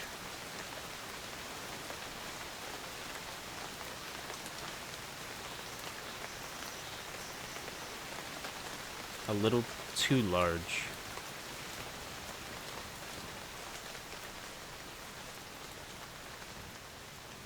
But as you walk up to this strange building just outside of the city limits, Ferrati walks up or runs up to the double doors that are open with a sign out front.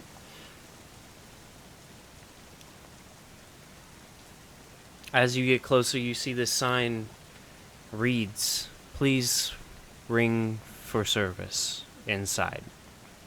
And you notice, as you get closer to the double doors that are open, on the inside of this building, there is one long counter along one side. There is a door on either side of the counter on both ends. And you notice the doors on one end are likely leading out to the fenced area, and the other leads out to the aviary. But on the counter, directly across from the double doors, is a strange bell. This metal bell sits in its own little metal arc frame that holds this beautifully crafted elven bell. And on the counter next to it is a small metal hammer. An odd bell. Our place. Look at the size of this place.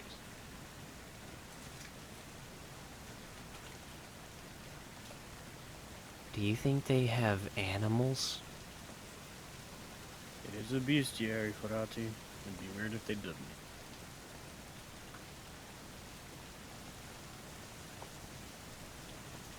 I bet they have animals.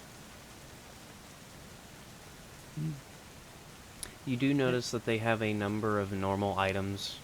The signal whistles kind of hanging on the wall. Some fishing tackles.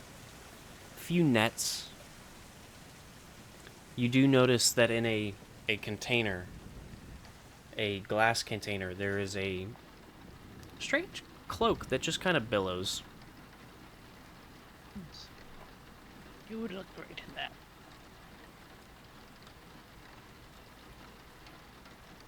We don't even know what it is. Can I ring the bell? Absolutely. Ferrati then takes the small metal hammer and just starts beating the bell with it. Don't be rude about it. She then stops. She waits a few moments, dings it once, and then lays the hammer back down. That works. A few moments pass before, from outside the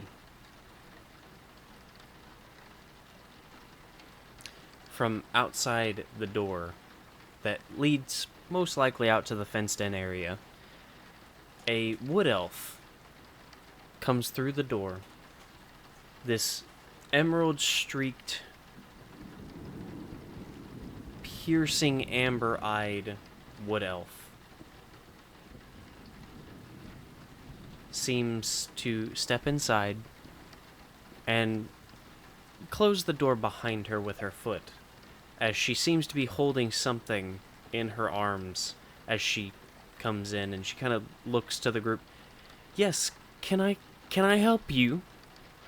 As this strange, small, pale blue fox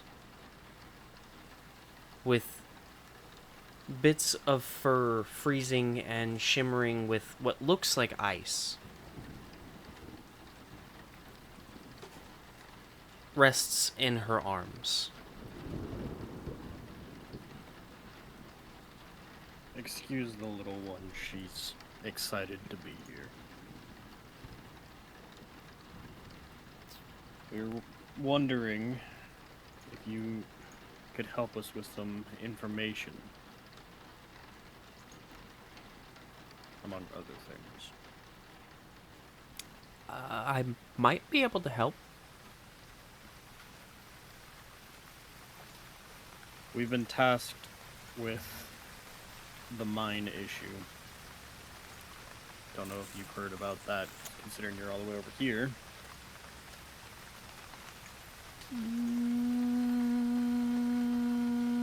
Nope. People have been going missing in the mines. We were hired by the church and the city that. to find out what the problem is. We went down, found a whole bunch of cave worms that were very unhappy to see us. My Cave friend worms. here knows just enough about them to tell me that they are scavengers. They're not the thing that does the killing and kidnapping. I was hoping you might be able to tell us what might have a relationship with these cave worms.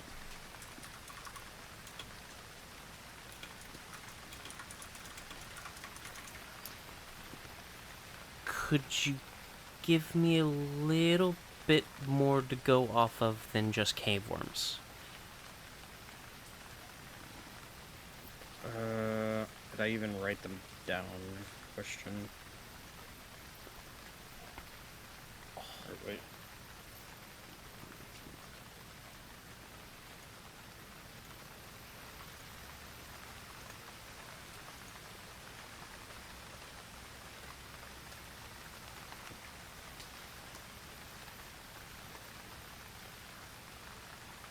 You posted the picture somewhere.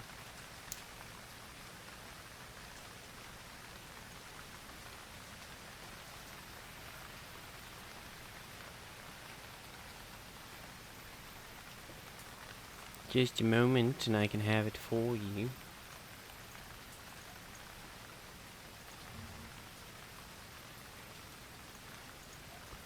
Copy I have no idea image. where you fucking put it. Here we go, just a moment, just a moment, just a moment. Here you go.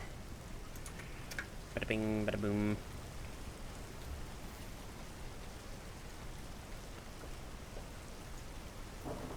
I remember what they look like. I can't remember what they were fucking called. Lars is the one that knows that. You gonna help me out here, Crawler. shithead? Corlin creature. He's just distracted by his orb. He's like, yeah, no, the curling crawlers. Carrion crawlers. Let's see.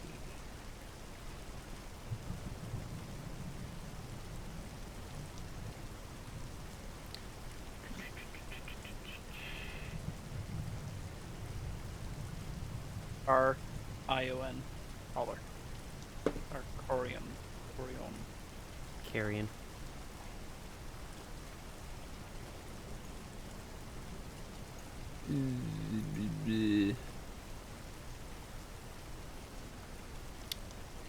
Um, I deal in beasts.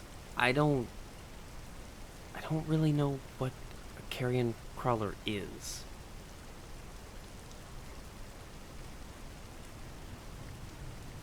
Do you have like a description of it? Or? Yeah, we had a full body over there, but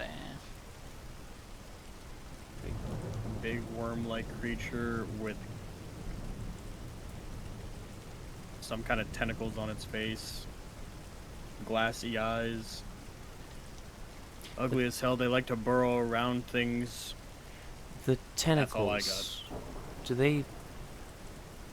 Do they cause numbing?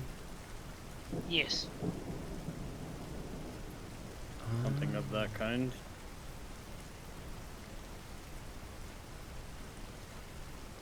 I may have an idea of what you're talking about.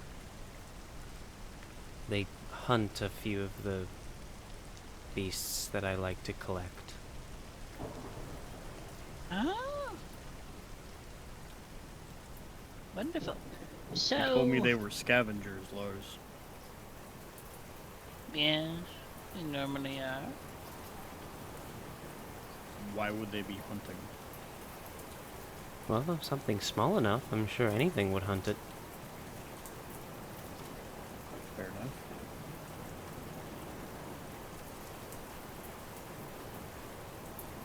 It really depends on the size of the group, if I remember correctly.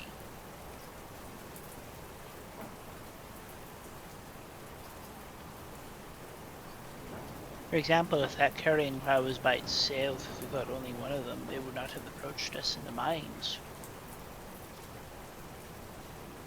What we need to know is what possibilities of creature do they form kind of a symbiosis with, that they work together, or that they follow, that also would be found in caves and mines, that likes to take people. People is not the necessary part. They are monsters. They eat anything that gets in the way, not just... Lars, you seem to have forgotten. We had them cut open. These things weren't the ones who were killing and taking the people. Oh, that's right, that reminds me. Do you have, or at this point, kills for sport?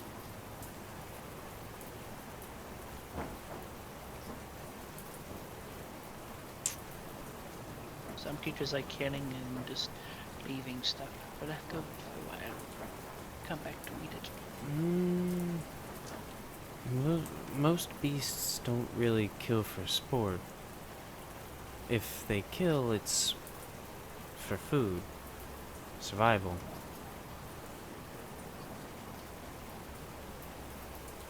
Like a Also, cat, we for don't even know example. if they're- Looks We down don't at the even cat. know if the people that were taken were dead. We found no blood. Scraps of clothes, maybe, but no blood. It hasn't been a surprising lack of equipment, now that I think about it.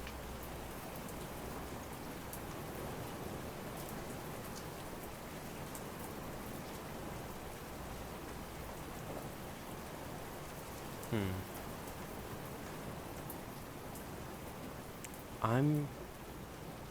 I'm not sure how much I could help. I don't quite understand the situation, I suppose. But what I'm hearing though is you're not looking for scavengers. You're looking for something large enough to take down a person without killing them or harming them to a point that won't leave tracks. Basically. The only clue we really have are these guys. They have some kind of, I don't know, relation to whatever the hell's happening, because they aren't the ones that killed and ate them, but there are some that have gone missing. They would probably have killed a few humans, but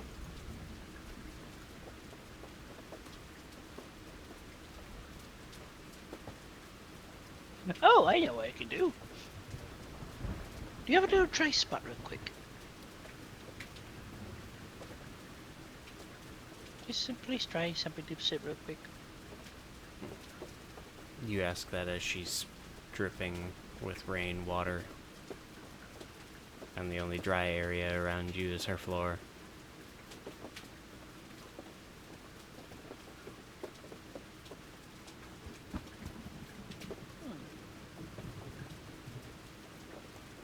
Yeah, try something.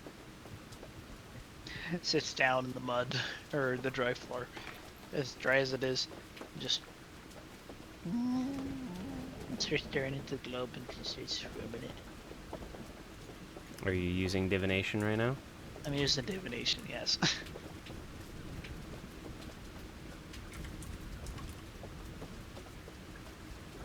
What is the creature we seek that destroys and eats the poor miners of this city?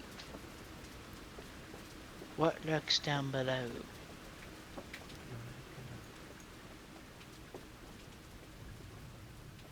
I'm not trying to do like the typical divination deity. I'm just like trying to do like the crystal ball divination wizard crap of focusing their massive amounts of magic and mental energy towards the item. Same time, you're the one who made the item. It explodes in your hands. Speaking of, you can add it to your inventory now. Yay! Item!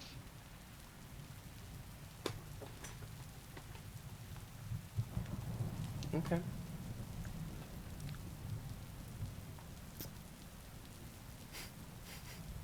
What's the exact words for it again? Oracle's Eye.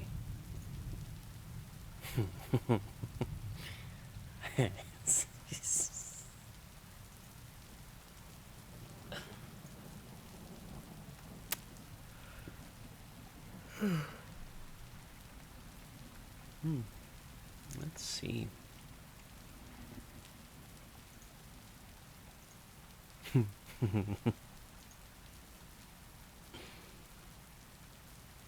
There's 3 of them.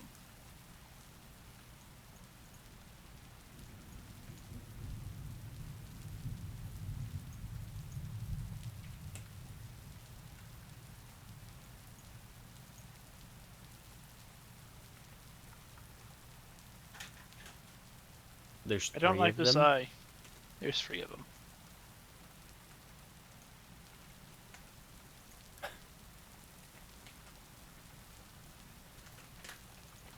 They just vary in rarity, that's all.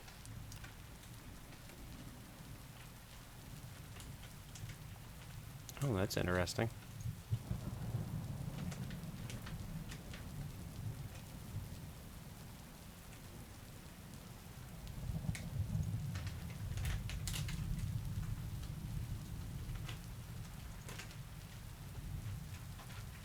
Huh. That's interesting. Hold on.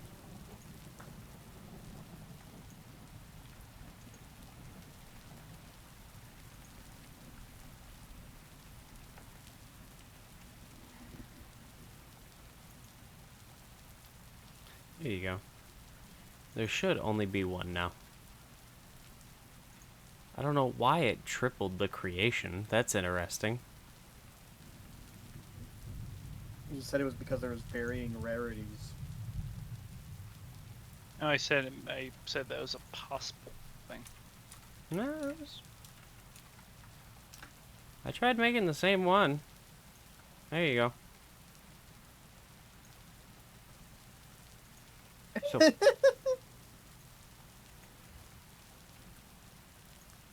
what? While you guys are doing things, I'm looking at memes, and apparently, why the HE double fuck are there recipes being posted in Lego Fortnite ratings and reviews? And it's just someone's buffalo chicken dip, homemade Raising Cane sauce, chocolate fondue, in Lego Fortnite. Or correction, the reviews for Lego Fortnite.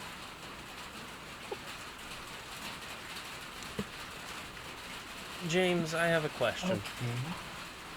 Okay. Is Lars a religious man? Magic and science is probably something.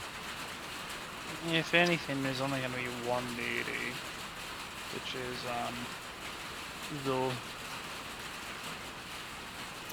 Interesting.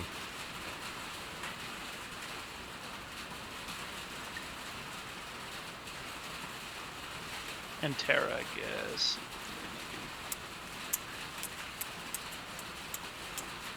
James. Yeah, he's actually more of a fan of Lars Zoo. Lars is beginning his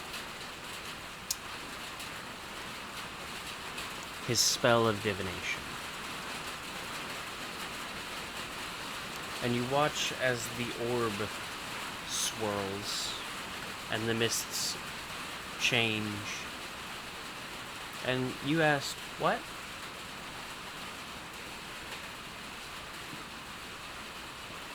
What is the beast we seek? What's the fight? What is the main threat to the people of this area which devours the miners? Well, he's The asking. answer, the rich people. That's true. That could possibly be like it's more of what lurks down in the mines keep harming all these innocent miners. Mostly innocent miners. Mostly innocent miners. Diamonds.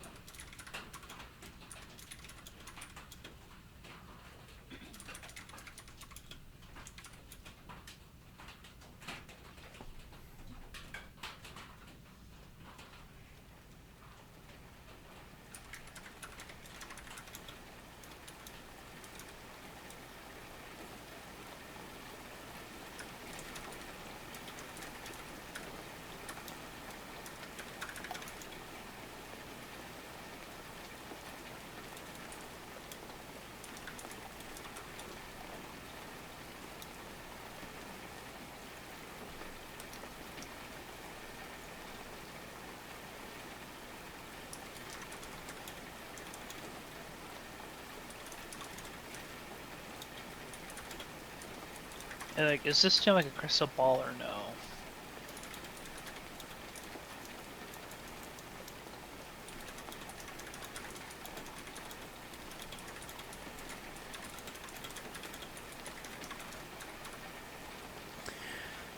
As Lars uses the divination spell, this strange crystal ball acts not as the source, but as a connection. Oh, Larz yeah, I'm guessing hears the an higher. unfamiliar voice in his head.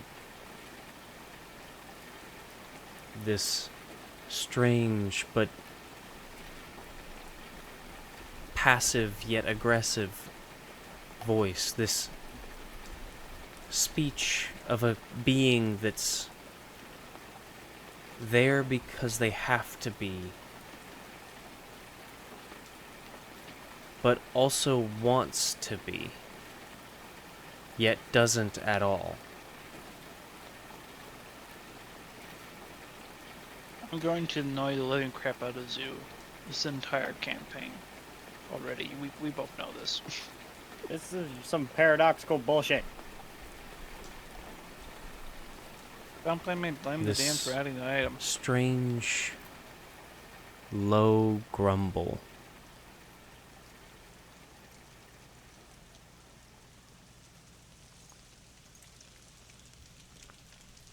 Seems to speak directly into Lars's mind. In the dark and deep chasms of the unseen, a creature lurks and threatens to dream. Dream of release, of damnation, of true peace. Follow the floating beings of thoughts and feelings, as they will lead you to the creature of your dealings.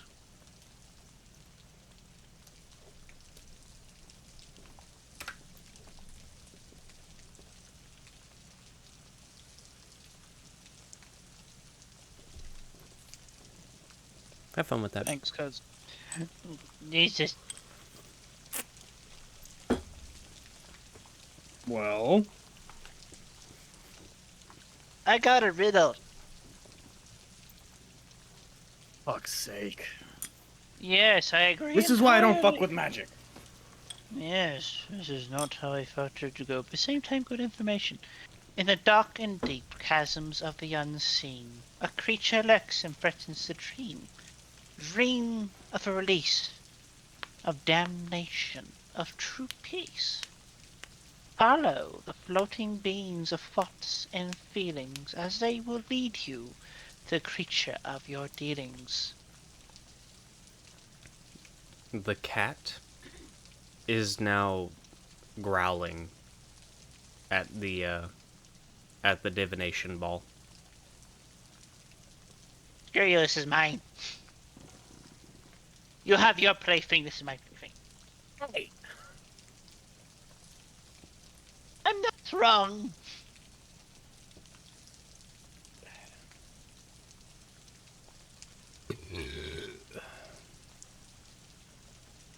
Darrow leans down and scoops up the cat and like lets her climb onto his shoulders and very quietly goes, "Anything I should know?"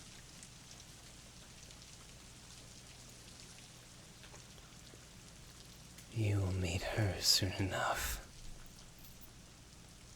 Them, it, whatever they're calling themselves lately.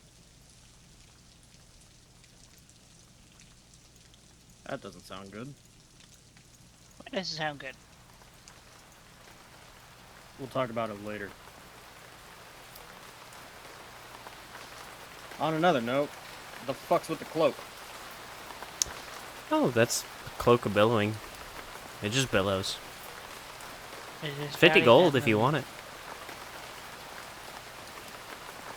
I I'm have too a broke, potion. thanks. I would trade you a potion of healing for it. Isn't that like over 100 gold's worth of fucking... No, it's Potion? Only 50 gold. It's only 50 gold. That's a greater healing potion. I can always use a potion. Yeah, she extends hand. The druid looking down at the fox that's in their arms, then looking to your hand.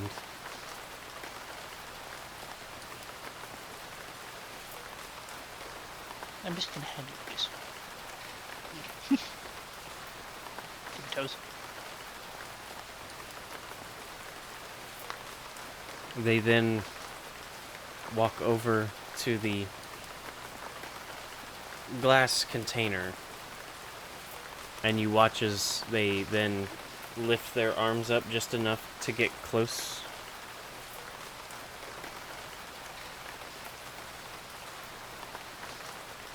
You watch as they walk over to the glass container and get close enough as they stand up, even with the fox in their arms, and knocks on it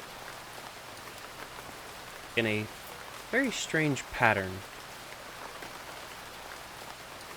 before the glass then seems to disappear from around it.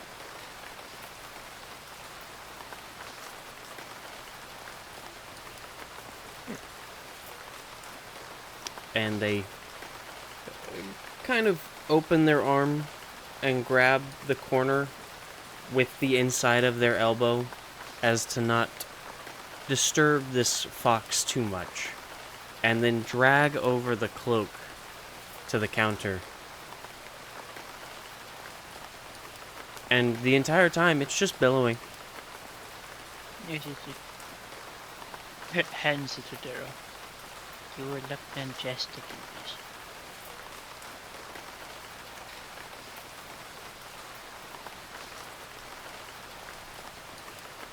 Okay. You can add a cloak of bellowing to your inventory. Why? Because I thought it was hilarious. Batman! Darrow man. Darrow is Batman. Why is this a wondrous item? Because it's it is a a magic wondrous- item. It's just wondrous. So Bellows. normally, I can just turn it on and off, Mhm. whether or not I want to be broody or not. That is a so. Yep. Broody, majestic, inspiring. It just dramatically bellows on command. You could be going to war and there's no wind, and then you can just wheel it and it just bellows and you look majestic. Inspiring.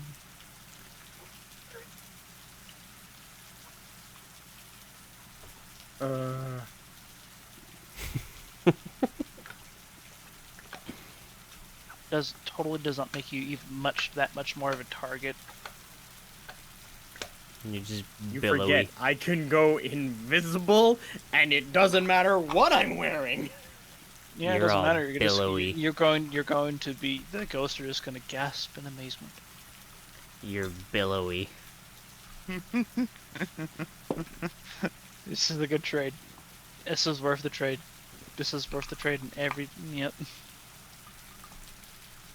Because your cloak was destroyed too as well, pretty much, like for how much damage, and this thing's magic, so it makes you a bit drier.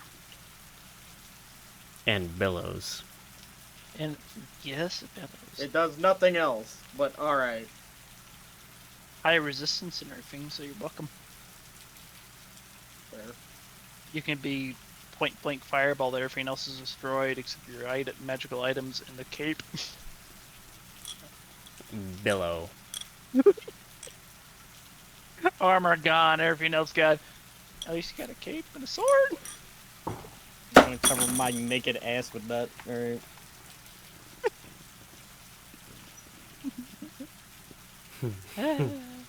The billowing adventure begins. Ha. Now Darrow can dramatically billow. Enter room. Enter new spot. Look back at the Lord. There, menacingly at it. The billowing cape. So while you all are here, other than the cape, is there any beasts that you're looking to own? Maybe? I'm not sure they cost on average. I don't know about average, but I have a few to select from. Give me a number. Well, the Moonvale Fox here is 120 gold.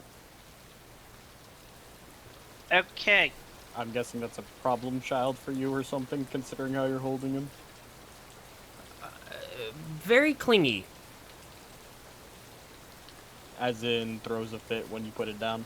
As in, melts if I put him down.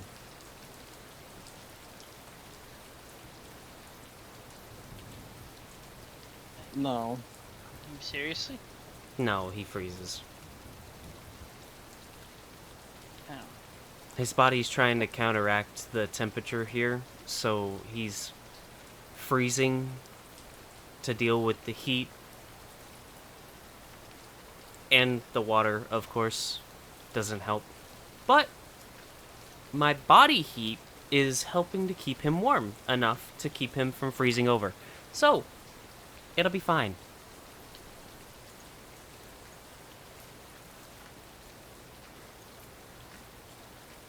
We don't got the coin for this. I was just coming here for information. Yeah. Looks down at Ferrati.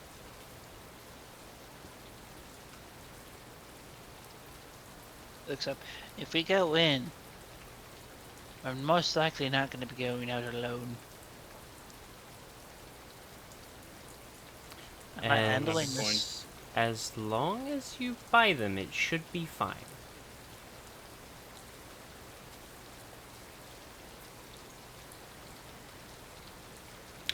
Please Looks keep kind of- all looks- hands and fingers in your pockets.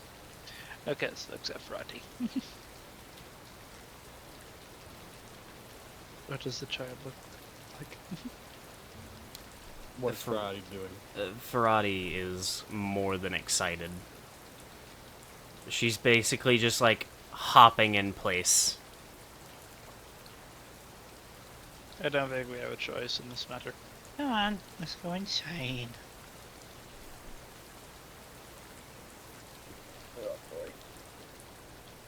So, where are you wanting to go first? The aviary or the fenced? Fenced. You're Fair enough. not buying a bird. The bird's gonna fly away. You didn't see any birds in the aviary. There's not birds in the aviary, dumbass. Remember, it looks like the aviary's empty, but we're hearing noises inside the aviary. What can fly and not fly at the same time? Griffins. Multiple different things in Fantasyland, motherfucker! Hippogriffs. Boulders. Griffins, dragons, fucking, Fairy dragon. Pegasus. Nightmares. owlbears. So, Bumps. you head into the Bears can't fly. I just wanted to see if you were paying attention enough to be shit faced. You step inside the You. fenced in area. And you notice not only is the fox immediately noticeable, but you notice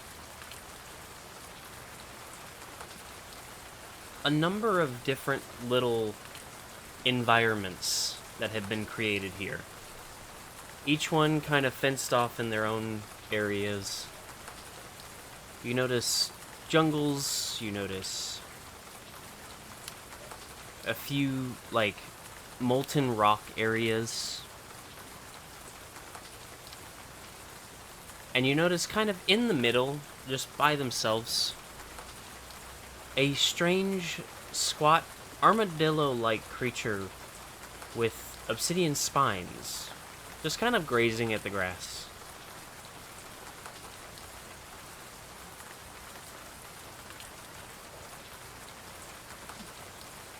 So, That's adorable. No petting the creatures, Ferrati. the Sablethorn Ankylos you can pet, just don't move too quickly towards them.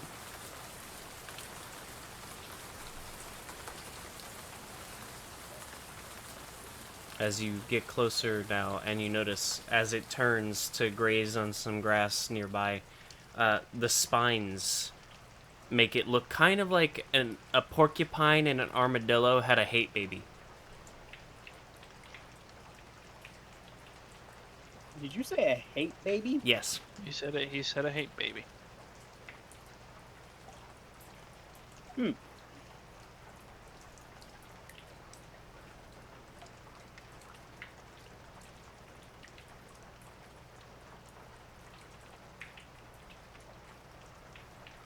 What does Ferrati think about all this?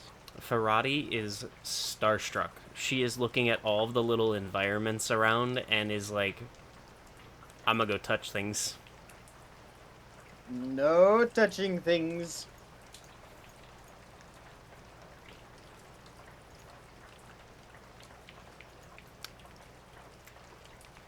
Hi. That's what I answered. Yes. And you notice from one one jungle to another, you see a slender a slender emerald scaled snake with tiny frond-like appendages that drift like clouds around its body, float from one section of forest to the next, but stays within the tree lines.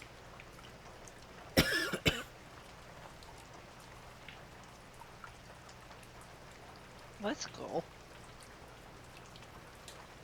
Those are verdant cloud serpents.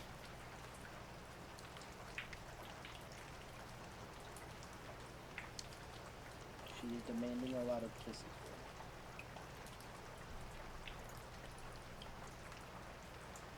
There's every animal in here too. And when she sits like this, and she'll look like she's looking around, but if I don't kiss her on the forehead, she will headbutt my chin until I do. But then, 5 seconds later, she'll try to murder me.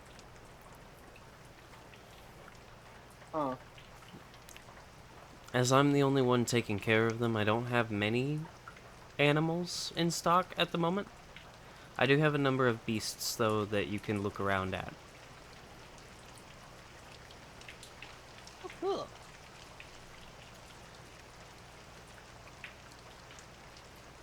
I guess we're just gonna.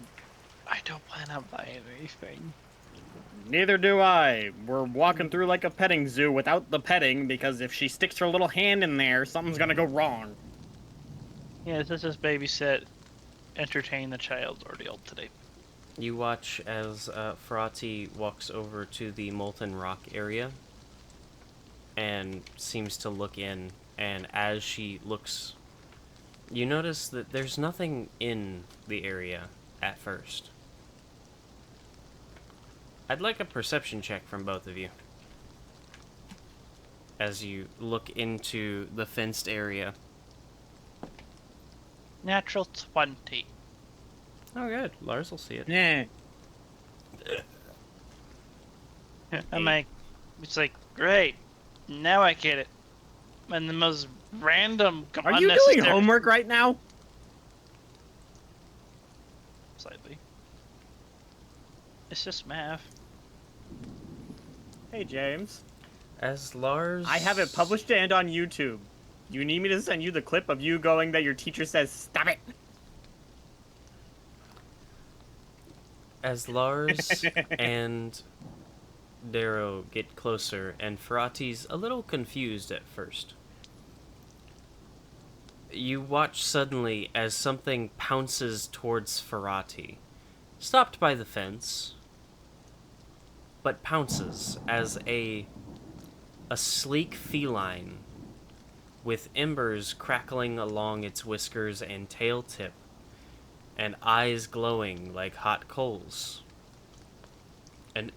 A panther-like creature pounces from the molten rock towards Ferrati, stopped by the fence, as Ferrati kind of leaps back for a moment and then looks at it. That is the Emberglade Panther.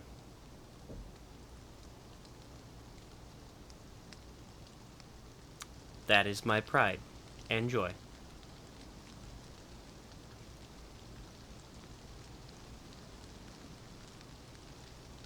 Really majestic. Mm-hmm. Not to mention, bravo. You don't. It's not every day or any. You don't. It's not every day you see actual lava and molten rock. How do you manage to keep it boiling onto the right proper heat? Environment magic. Powerful. Not really. It's just heating rock.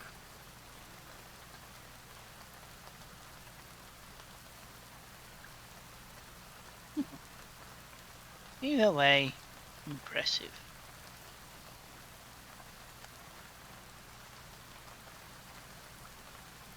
Very, very impressive.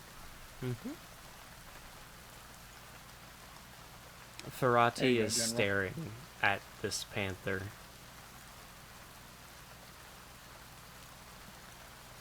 Just in awe.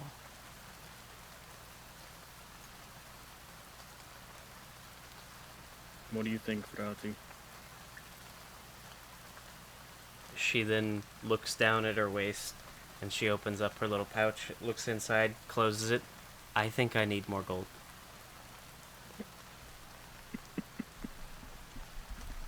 We all do.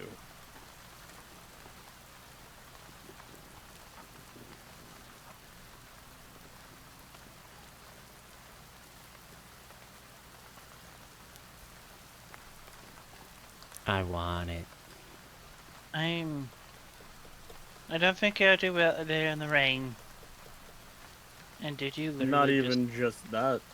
We don't said- have the gold. Plus, I don't know if it likes us. I think it wants to eat us.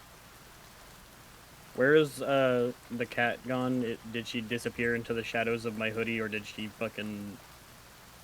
Gone. Okay. Like the wind. Well, your orb pissed her off.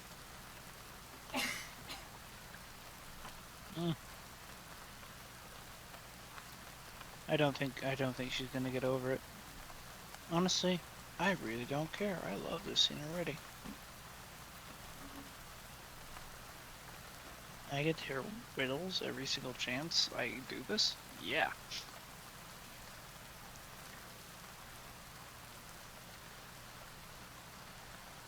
Keep walking through the bestiary like a zoo. Mm-hmm. As you go through the fenced-in area, and you've kind of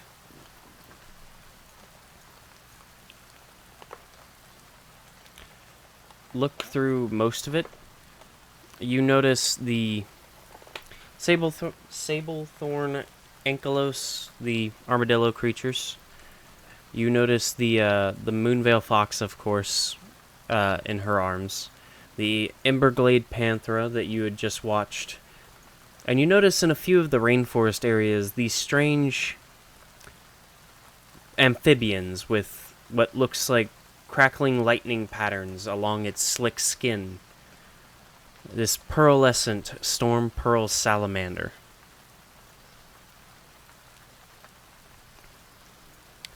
You also notice in a few of the forest environments these strange rodents, gloomwing bat rats. This nocturnal rodent with membranous wings and fur patterned like inky clouds under a new moon, just kind of sleeping as they rest in one of the forested environments. And of course you watch the verdant cloud serpent kind of bounce from tree to tree on its little cloud-like appendages.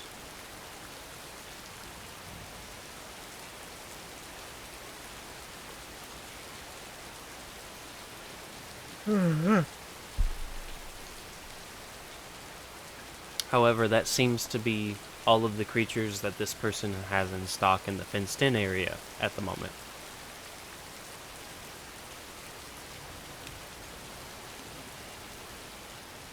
no birds. Not in the fenced-in area.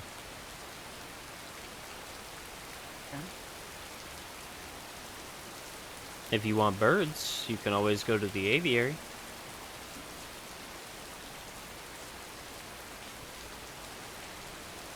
Why not?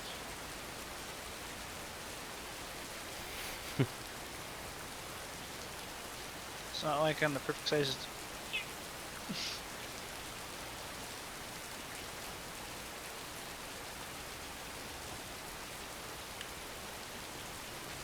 So you all are making your way to the aviary now? Yeah. You're led to the aviary, where the first thing that catches your attention is the glimmer beetles. These strange bugs that sparkle like starlight as you get close enough to agitate their current resting spots on their leaves and on the flowers, and then they fly off in swarms into other areas of the aviary. And you notice the aviary's relatively empty, save for those beetles.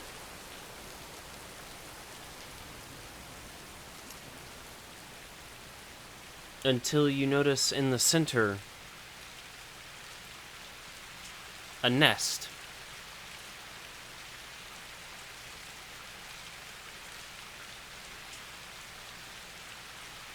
The druid kind of looking around carefully, watching up above.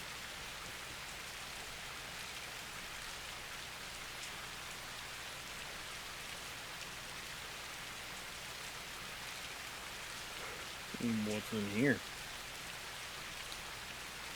The glimmer beetles, because they're easy to care for, and I sell them in swarms. They're very attentive creatures.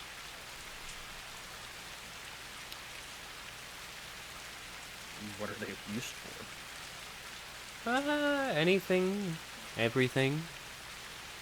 They're a swarm of insects, so they're strong enough together, but you can kind of use them as cover. They're good at hiding people.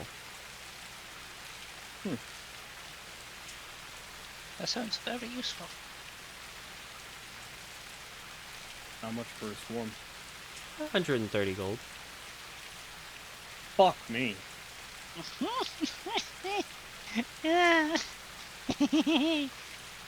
Have to raise them, train them, feed them, water This them. motherfucker doesn't throw us into like mini dungeons or anything. Fucking no opportunity to make gold, and goes, here's a bunch of price tags. What are you talking about? He literally threw us into the in an ancient dragon horde. I wasn't gonna trust shit that was in a dragon's horde, guarded by some necromancer, fucking slime monster bullshit with skeleton minions, and trust the gold wasn't cursed. Okay? No. Jack Sparrow looking ass picks it up. You two went to pick it up, and I was like, I don't want all of us to get fucked up, so I'm gonna stay normal real quick.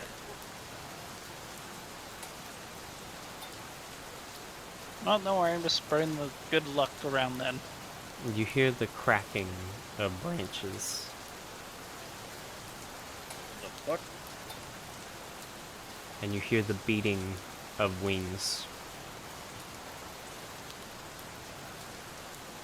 Huh?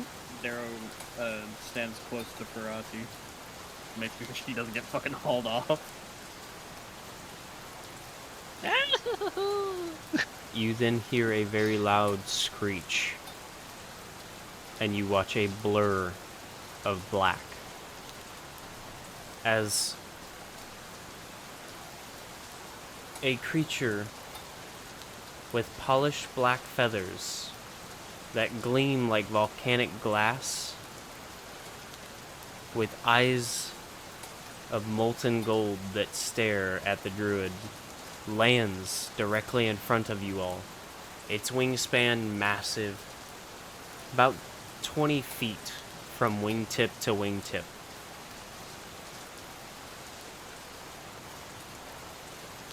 a juvenile obsidian rock.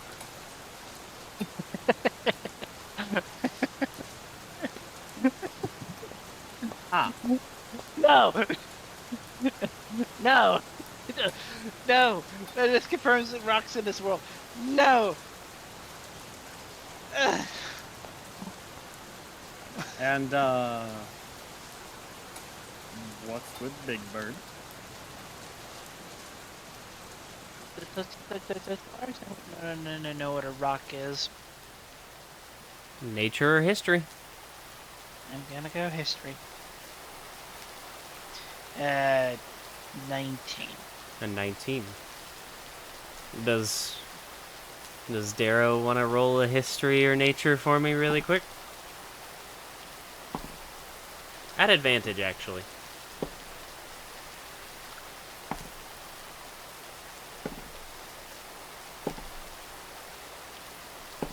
And now I get the natural 20. It's wasted. 18. 18. Darrow and Larz both know rocks of any kind are massive, dangerous birds of prey that stand toe-to-toe with just about anything. Rocks as a whole are massive, eagle-like birds that have been known to steal cattle. They have been known to attack farm homes. They usually take up residence in mountains and usually high rock faces where they can see everything below them.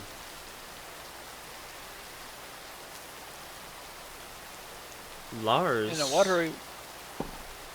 knows that rocks as a whole. Gesundheit. Rocks as a creature and species, due to the world flooding, lost a lot of their territories. And because of the territories lost, there are a lot more wars between rocks themselves over territory. In the sense that they've become the apex predator, pretty much. For the most part. I was just like, that's a. While Both he's of stammering, you- Darrow moves Ferrati slowly behind him, getting in between her and the rock. My question stands, what's with Big Bird? It's a damn rock. I know, Larz! That's an This infantile rock. This is Rocco. Fuck off! Freaking name. Why does he look like he wants to eat us? Yes, he does. He's hungry. I actually am going to have to feed him in maybe 10 minutes. Now! No, I've Maybe got him now. I've got him on a very healthy diet. He has to eat at his set times or his training goes out the window. What are you training him for? Anything.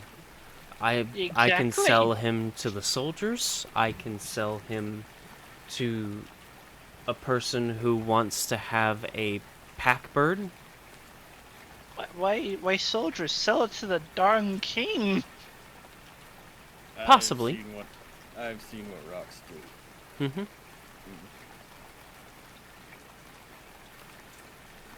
It's one of the strongest creatures in our world. Right in front of us. Well, Yeah.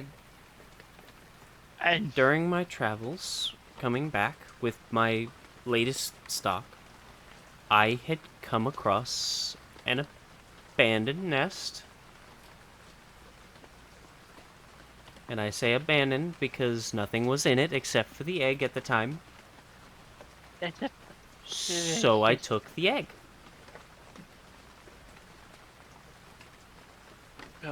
was this?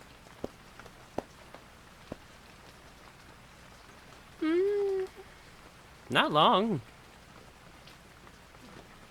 How long?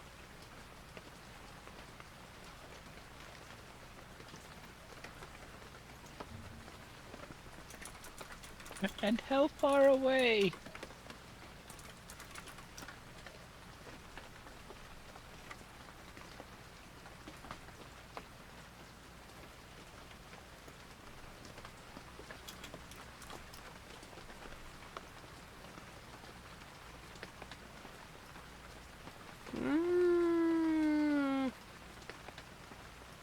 Maybe 15 years ago? Okay, we're good. It was more up north anyway.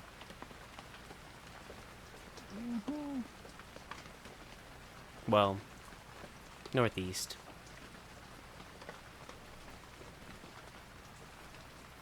Yeah. The rock is just staring at Larz.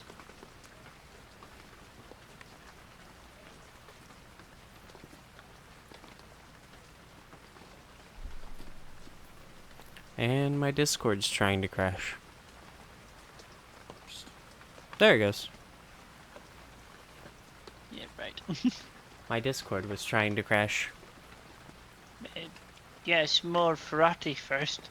The rock is just staring at Larz now. Yes, and we made the joke that I think that Rocco thinks that Larz is a chicken nugget. Larz said Darrow is the main course. You're still getting eaten first. Yeah. It's not like I'm a very tall with a large hat and look like a worm. Any bird, Tall chicken nugget. my brown and blue color pattern.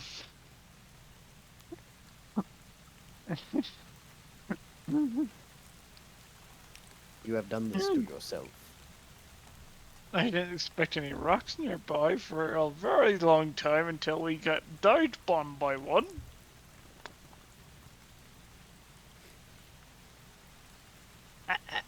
I'm satisfied with what we've seen.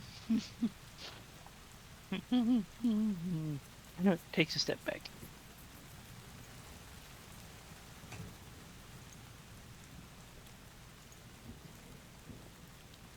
And 2 steps to the left.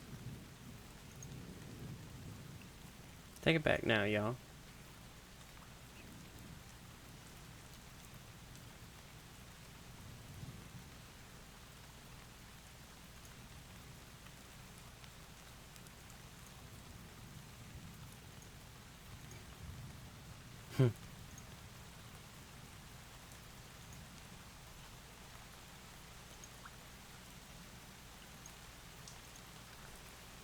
The rock clicks its beak a few times, and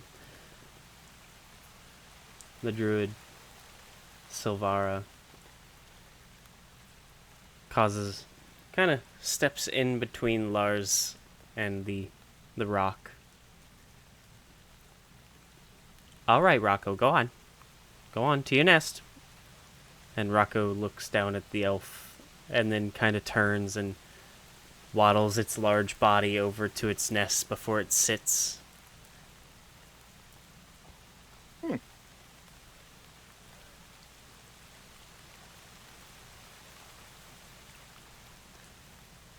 She then... Why are you selling him for like 100,000 gold pieces?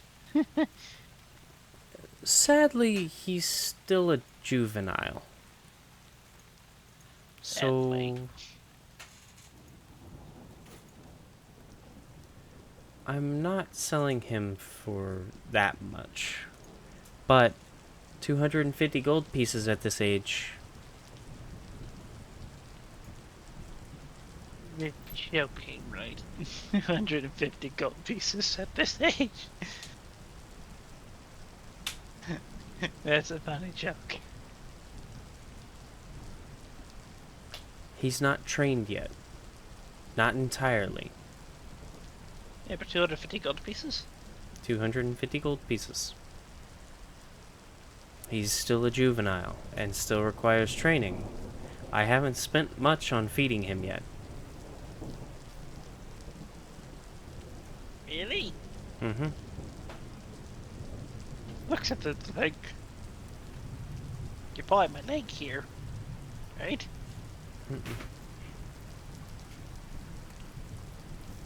250 gold pieces for him as a juvenile with lackluster basic training.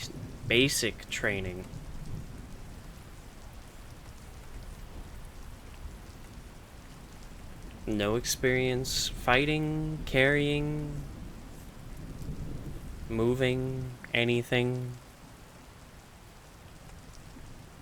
He looks over at the guys, just out of character. Hey guys, do we want to Gandalf this?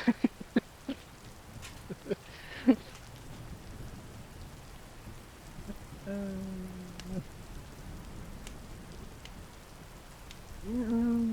250 gold. Why is that? Oh, that's so tempting. But we don't got the coin.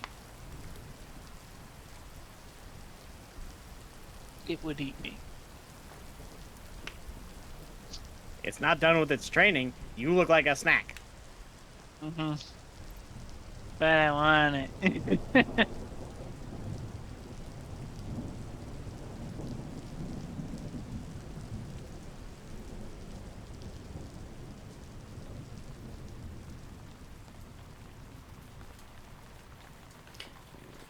Silvara then meanders over further into the aviary before she whistles and the beetles swarm around her and then swarm ahead, and you watch as she watches them carefully drag half of a cow's carcass out next to the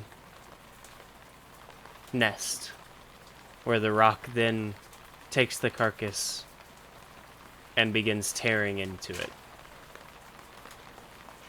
And I don't think we can fucking feed it. No.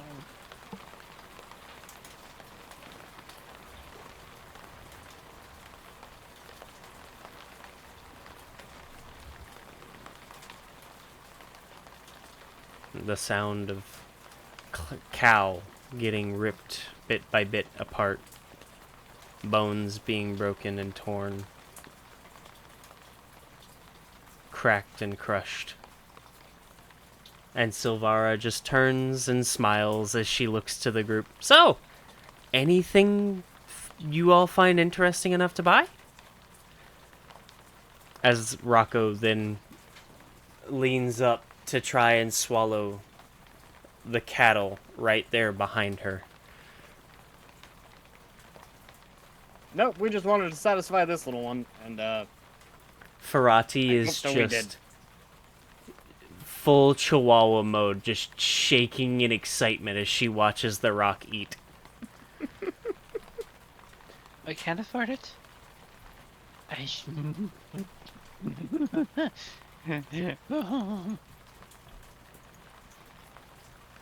we should probably be getting back to Thormir, right, Lars? Yes. Why did you sound like Yoda? Whoa. Yes, we should. Yes, we should. Scared of. Scared away. Hit bitch with my 2004 Toyota, I should. Run over bitch in my 2003 Toyota Prius, I must. Yeah, that's right, I watched the video. And just like the Dr. Phil bit, you fucking misquoted the video. I don't know anything about that meme, in all honesty. It was like early, like when Vine was just starting out, some kid with like the Yoda puppet Oh, was like, one of Yoda's those. Yoda's hyped up on ketamine and fucking commits vehicular manslaughter with his 2003 Toyota Prius. Good type.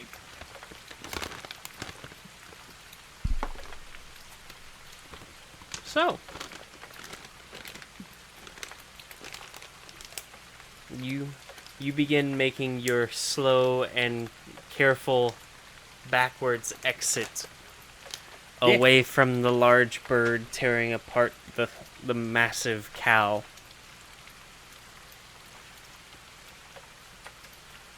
Are you all going right back to try and find Thormir, or I'm gonna go back to the place. 'cause We it's been we hours. left him at the Wyvern. We're going back to the Wyvern. We don't know that his ass fucking exactly? Drunkenly wandered off.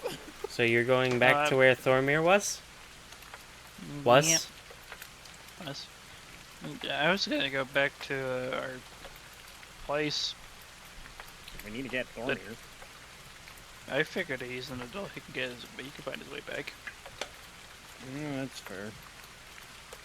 An inebriated adult.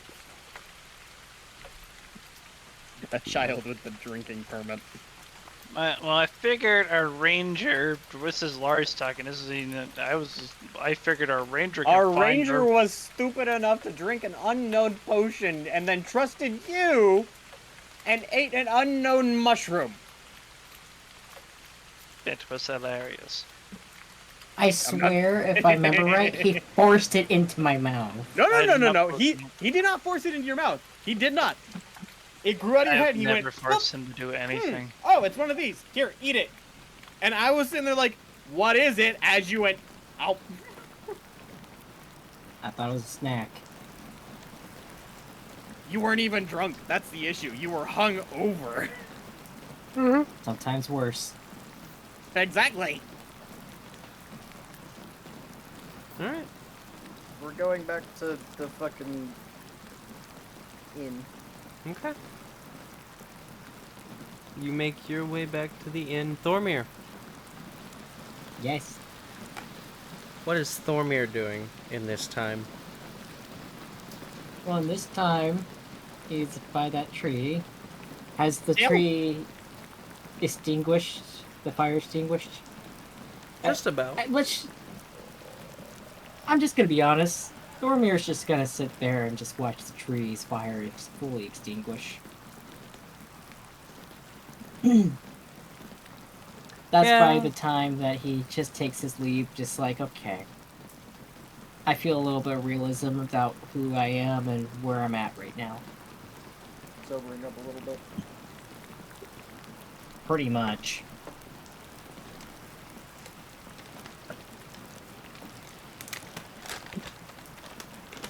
So, Yeah. It honestly it doesn't take long for the tree to be extinguished simply because of the fact that the rain takes care of a lot of the fire by itself. yeah. But Thormir gets up from the rock and he literally like squeegees off the rain off his head because he's bald. Just off, put back on, okay. and proceeds to at least find a clearing, get out where he's at, because he was running frantically after someone, so he doesn't necessarily know where he's at right now. Okay. And where would Thormir like to go? He's gonna go backtrack a bit Mm-hmm. until he finds a street.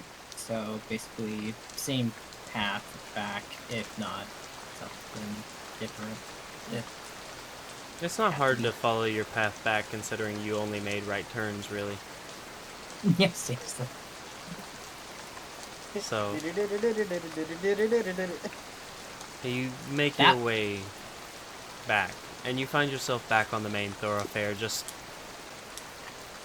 down the street a little bit from the whimsical wyvern.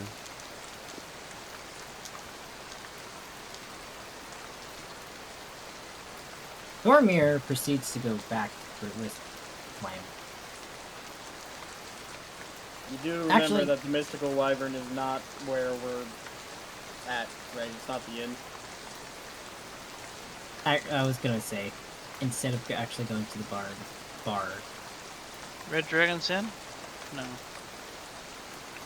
I am gonna go back to the Dragon's breath in, or something like that. Am I dragon? We're at the merchant. Dragon. Inn. The Dragon. Everflame. Dragon. But while going back to the where we're at, the hotel, I remember the merchant part. he's a little paranoid about his surroundings, and he's just, as he's walking, just anxious, looking around cautiously.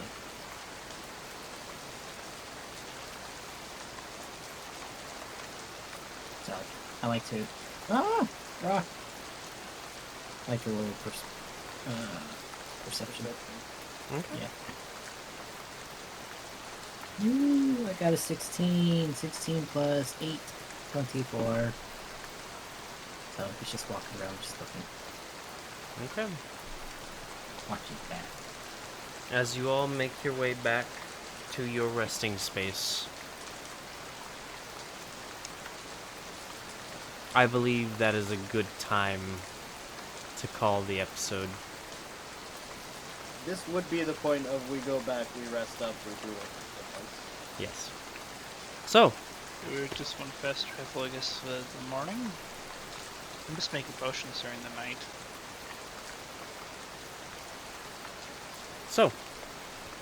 thank you all for joining us. Thank you all for coming along. Thank you all for getting lost with the Will-O-Wisps. I am glad that you all joined us. I do hope that, I do hope that you all will join us again for when we play Steam and Rain again. But until then, all of us here in the Will-O-Wisp Woods are happy that you're here, and we will keep the campfire roaring for you so you have somewhere to sit when you get lost with the Will-O-Wisps again next time here in the Will-O-Wisp Woods. Good night, everybody. Well, night. Sayonara. Deviation, everybody. Deviation with riddles. The federal.